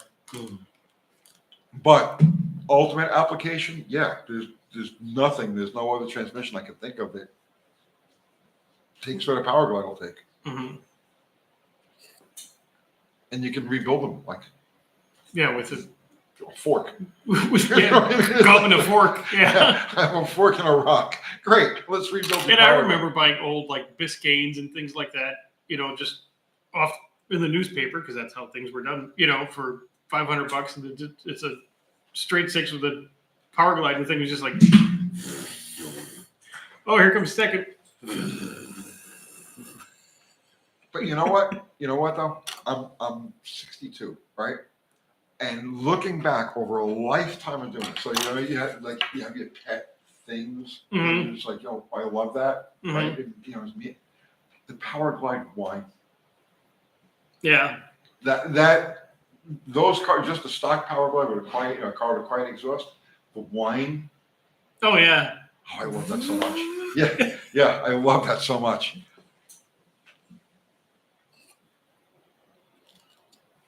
That's the thing. A lot of the young people now, because we can call them young people, they'll never experience the $500 cars that, all that kind of cool stuff that you could just pick up and just.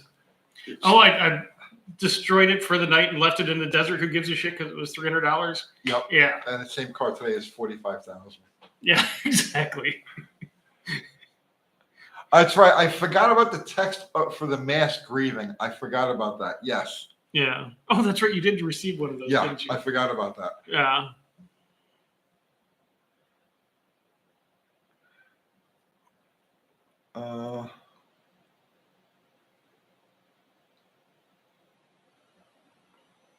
Let's see.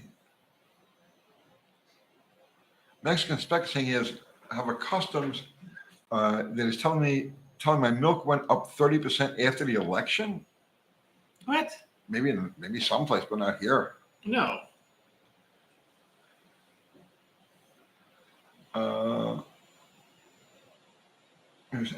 Jay Weiss said we could think of getting a tattoo at the Mopar. No tattoos, man. No tattoos. All my buddies did that, and I'm like, I'd rather waste my money on fucking anything else. Some people's things, great, good for them, but I'm too much of a cheap bastard. I think that. Yeah, it's just for me. It's just an old Italian tradition. No tattoos. Yeah, It was never a thing. Yeah. Yeah, I've never had the desire. Mm-hmm. No, I lie about that. There was one time I was going to get a tattoo. Okay. Right. I had a pretty bad motorcycle crash, and I was on crutches for a long time. I had back-to-back motorcycle crashes, so I was in crutches and casts for a long time, right? Okay. And I was zonked on drugs. Okay. I mean, well, I didn't have any insurance or anything like that, and the people are, the doctors are pretty stingy with the stuff. Mm-hmm. So all of my friends pooled together whatever they had. Yeah, my grandmother had these, and so there's no lie, right? Mm-hmm. I don't know if I should even talk about this. It's okay. I mean, They had all these chiclets that your friends found. Yeah. So So I emptied out all of these bottles. I have no idea what they were. They were like little pink triangle ones and little yellow ones, a little round blue ones. And I did all kinds of every color, every shape. The rainbow, And I the emptied Skittles. them into a bowl. Okay. And I would like just, when it started to hurt, right, I just grab a couple and then just sit and watch TV, right? See what happens. So I did this for like about a month, right? This was, I was banged up. Mm-hmm. So there used to be a show called Jackass. Yeah. All right. And on that show, the beginning of the show was a skull with crossed crutches, right? And I had been on crutches for like 2 freaking years. Like my life was crutches, But the thing was, the skull is missing the same tooth that I am, right? So I lost this tooth when I was like 16. It was a fight. I got hit in the face with a bumper jack. Oh. Right. And but the reason I never did anything was because it was a trophy. There were things involved in that particular fight that was like yes, right. And so, Mary, the skull is missing the same tooth that I am, and I was like, I have to get this tattoo. So again, see, I'm whacked. All right. So now I go to every tattoo place I can find in the New York, little area, right? And I could not find a single person who would do that tattoo freehand. They wanted a stencil for it. Okay. So I was like, and I showed them a picture of it. Here, this is the picture, right? I want that. That's easy. Oh no, you can't do that for him. And I went home. I was like, and the next day I forgot completely about it. But I was on a mission that night. Had a guy had a stencil. Yeah, of the Jackass logo. I would have had the Jackass logo on my shoulder.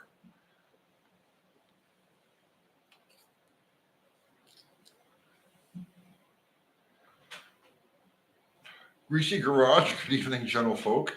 Yeah,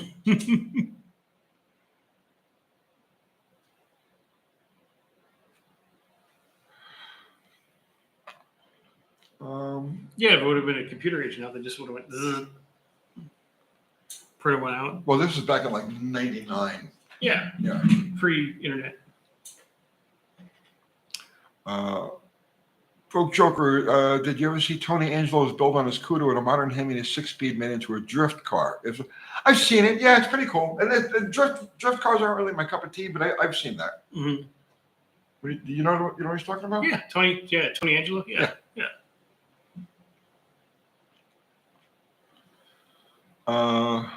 He calls a show a pizza team with a racing problem. I think that's pretty funny.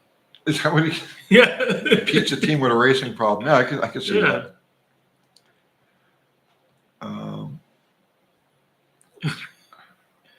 King Shiloh. Okay.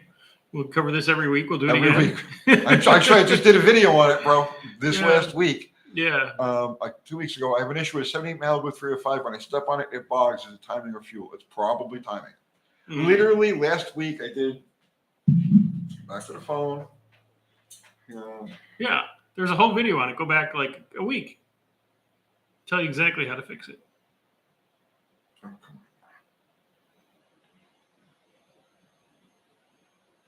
Oh, my phone is jacked up here now. I can't access it. Ah, there you go. YouTube.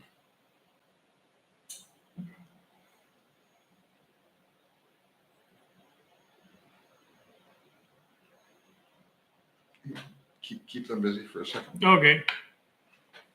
Hey, Tony, working on my 06 SRT8 Dodge Charger. Rebuilt the whole top end and still have low oil pressure, 6 psi at idle. That's not good. And only a new milling, and put in a new milling high volume oil pump and O-ring. Any advice? If you rebuilt the top end and it's still got no oil pressure, guess what you're doing next? Yep. Mm-hmm. Yep. You're going downstairs. Yep, you're doing cam bearings and mains. Mostly cam bearings. It's called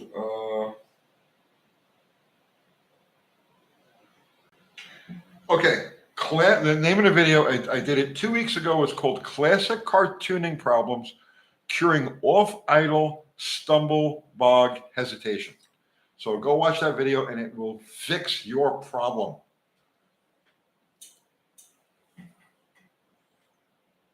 Eric Swenson says good night. Good night. Good night. And we're going to say good night. Because Good night. we've been at this We've for done our 2 hours now. We've done our community service for the week. Perfect, Craig. Any crazy nitro stories you wanted to share? PTSD, bro. PTSD. Okay. So, what do we need to plug, Dr. Art? Did you do the video on your paint job yet? I have to do. I've done one, and then a couple shorts, but I got to do a wrap up probably next week. Okay. I have a video coming out tomorrow of the last time we ran the Jeep at the track because I still haven't put that together because I've been stuff. We plugged my merch. We need to plug yours. Yes. Merch. Merch. My merch. Which show My merch because that piece standing up. Yes, I still have hundreds of these things piling up. It used to have thousands, so hundreds is much better. We've been moving them. Yeah. We've been moving them. Yes. So yeah, UncleTony'sGarage.com for my merch. Dr. Art's stuff at gmail.com for his merch. Mm-hmm. Everybody who contributed to Super Chat, thank you so much. Greatly appreciated. Never expected, but always appreciated. Our mods Mexican Spec, Fubar, and Zero is here tonight for a minute or two. Guys, thank you. The best mods in all of the internet. Period. Mm-hmm. The end. And that's it, right? And then I could use some more people that show up on Monday nights. Yes. Well, tell him. Monday Night Live. Dr. Art's Hot Rod Rehab, 7 p.m. Central. It's the only place to be. It is. And we have lots of fun. And we talk a lot of smack, and people send in pictures of their cars and projects, and we talk about them and show what the cool stuff people are working on and all that kind of coolio stuff. And it's only an hour, so you got to show up on time or you miss the whole damn thing. 7 o'clock Central Time. Monday nights. Well, Monday nights. So I think that's it. Yeah. Yeah. We thanked everybody. We did. And I'm going to make it stop now. Done. All right. Done. I'm going to crush this. Adios. Good night, all. Done.